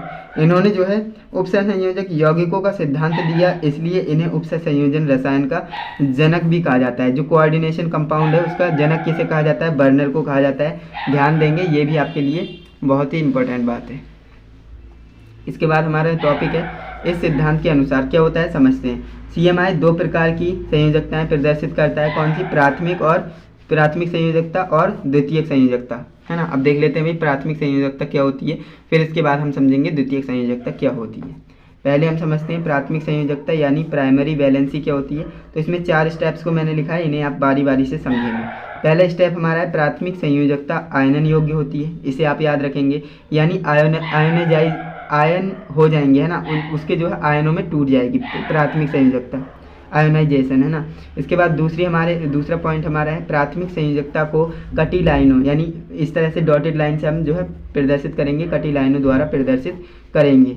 इसके बाद तीसरा हमारा पॉइंट है जो कि है प्राथमिक संयोजकता CMI की ऑक्सीकरण संख्या को व्यक्त करती है। जो प्राथमिक संयोजकता होगी वो CMI की ऑक्सीकरण संख्या को व्यक्त करेगी, प्रदर्शित करेगी, है ना, डिनोट करेगी, इसे आप ध्यान रखेंगे। इसके बाद चौथा नंबर हमारा स्टेप है जो कि है प्राथमिक संयोजकता ऋणायनों द्वारा संतुष्ट होती है। जो प्राथमिक संयोजकता है वो ऋणायनों द्वारा संतुष्ट होगी, इस बात को आप ध्यान रखेंगे। तो ये हमारा क्या हो गया, प्राथमिक संयोजकता के बारे में हो गया। अब हम देख लेते हैं द्वितीयक संयोजकता के बारे में, है ना। द्वितीयक संयोजकता क्या होती है इसके बारे में समझते हैं। सेकेंडरी वैलेंसी, है ना, सेकेंडरी वैलेंसी क्या होती है, देखिए पहला स्टेप है इसमें, पहला पॉइंट है द्वितीयक संयोजकता आयनन योग्य नहीं होती है। इस बात को आप ध्यान देंगे, जो द्वितीयक संयोजकता होगी वो आयनन योग्य नहीं होगी, जबकि जो प्राथमिक संयोजकता थी वो आयनन योग्य थी, है ना। ये नॉन आयोनाइजेशन होती है, आयन यानी इसके आयन नहीं होंगे। इसके बाद नेक्स्ट आपका है इससे सतत रेखा, है ना, इसे जो है सतत रेखा सॉलिड लाइन से प्रदर्शित करते हैं। इसके बाद तीसरा स्टेप हमारा है यह CMI की समन्वय संख्या को प्रदर्शित करती है ना, समन्वय संख्या को प्रदर्शित करेगी, और जबकि हमारी जो प्राथमिक संयोजकता है वो जो है CMI की ऑक्सीकरण संख्या को प्रदर्शित करती है, और ये जो है CMI की समन्वय संख्या को प्रदर्शित करती है, और इसे हम सॉलिड लाइन से प्रदर्शित करते हैं और प्राथमिक संयोजकता को कटी लाइन से प्रदर्शित करते हैं। ये डिफरेंट भी हो रहा है, डिफरेंट भी पूछ सकता है एग्जाम में, है ना। अब यहाँ पर देखिए यह उदासीन अणुओं, ऋणायनों तथा कभी कभी धनायनों द्वारा संतुष्ट हो जाती है, लेकिन जो हमारी प्राथमिक संयोजकता है वो सिर्फ ऋणायनों द्वारा संतुष्ट होती है, और जो द्वितीयक संयोजकता है वो उदासीन अणुओं, ऋणायनों और कभी कभी जो है धनायनों से भी संतुष्ट हो जाती है। इसके बाद नेक्स्ट हमारा 5वां पॉइंट है यदि कोई CMI प्राथमिक तथा द्वितीयक दोनों प्रकार की संयोजकताएं प्रदर्शित करता है तो उसे अर्ध सतत रेखा, है ना, ये सेमी सॉलिड लाइन से प्रदर्शित करते हैं, इस तरह से, है ना, कटी हुई लाइन से और सॉलिड लाइन से प्रदर्शित कर देते हैं अगर दोनों तरह की संयोजकता प्रदर्शित करेगा तो। अब यहाँ पर देखिए ये कुछ एग्जाम्पल लिया है, COCl3 और 6NH3 की आकृति को वर्नर सिद्धांत के निम्न प्रकार समझा जा सकता है। अब देखिए कैसे, यहाँ पर देखिए प्राथमिक संयोजकता कैसी होती है, कटी लाइनों से प्रदर्शित करती हैं, है ना, इस तरह से मैंने आपको बताया था, और सॉलिड लाइन से हम किसे प्रदर्शित करते हैं, द्वितीयक संयोजकताओं को प्रदर्शित करते हैं, है ना। तो इस तरह से आप समझ सकते हो। और ये क्या है भाई, लीगेंड है ना, ये क्या है, लीगेंड है। तो इस तरह से आप समझ सकते हो, इसे समझना कोई बड़ी बात नहीं है, आप फटाफट से स्क्रीनशॉट ले लीजिए क्योंकि वीडियो ज़्यादा बड़ी नहीं बननी चाहिए। एंड यहाँ पर मैं आपको एक बार दोबारा से रिवाइज करा देता हूँ, प्राइमरी वैलेंसी और सेकेंडरी वैलेंसी क्या होता है ना। प्राइमरी वैलेंसी में क्या होता है, आयनन योग्य होती हैं, और जबकि जो सेकेंडरी वैलेंसी होती है नॉन आयोनाइजेबल होती हैं, है ना। और हमारी जो प्राइमरी वैलेंसी होती है उसे कटी लाइन से प्रदर्शित करते हैं, है ना, और द्वितीय जो सेकेंडरी वैलेंसी होती है हम सॉलिड लाइन से प्रदर्शित करते हैं, और इसे हम ऑक्सीडेशन स्टेट को, ऑक्सीडेशन नंबर को व्यक्त करती है CMI की, और ये CMI की कोऑर्डिनेशन नंबर को व्यक्त करती है, और ये जो है ऋणायनों से संतुष्ट होती है, ये अर्धसतत रेखा से इसे प्रदर्शित करती है। लेकिन ये जो है ऋणायनों, धनायनों, उदासीन, कभी कभी धनायनों से भी संतुष्ट हो जाती है। तो ये क्या है भाई, डिफरेंट है, आप डिफरेंट भी याद कर सकते हैं। तो इस तरह से आपका ये चैप्टर जो है भैया कंप्लीट हो जाता है ना। चैप्टर क्या होता है, कंप्लीट। एंड आई होप आपको वीडियो अच्छी लगी होगी। वीडियो अच्छी लगी तो एक लाइक करके जाइएगा, चैनल पे नए हो तो चैनल को सब्सक्राइब करना, और फ्रेंड्स के साथ वीडियो को शेयर कर देना जिससे कि वो भी सीख सकें इस चैप्टर के बारे में, है ना। ये वन शॉट आपको कैसा लगा, है ना। आपको करना क्या है, कमेंट बॉक्स में बताना है। कमेंट बॉक्स में ज़रूर अपना रिव्यू दीजिएगा कि कैसा आपको वन शॉट लगा। इसके बाद हम नेक्स्ट वन शॉट लाने वाले हैं चैप्टर नंबर 3, जो कि आपका क्या होने वाला है, रासायनिक बलगतिकी, है ना, केमिकल काइनेटिक्स होने वाला है। इसके ऊपर हम नेक्स्ट वीडियो में वन शॉट लाने वाले हैं। तो आज के लिए बस इतना ही, मिलते हैं नेक्स्ट इंटरेस्टिंग इन्फॉर्मेटिव वीडियो के साथ। तब तक के लिए जय हिंद, वंदे मातरम।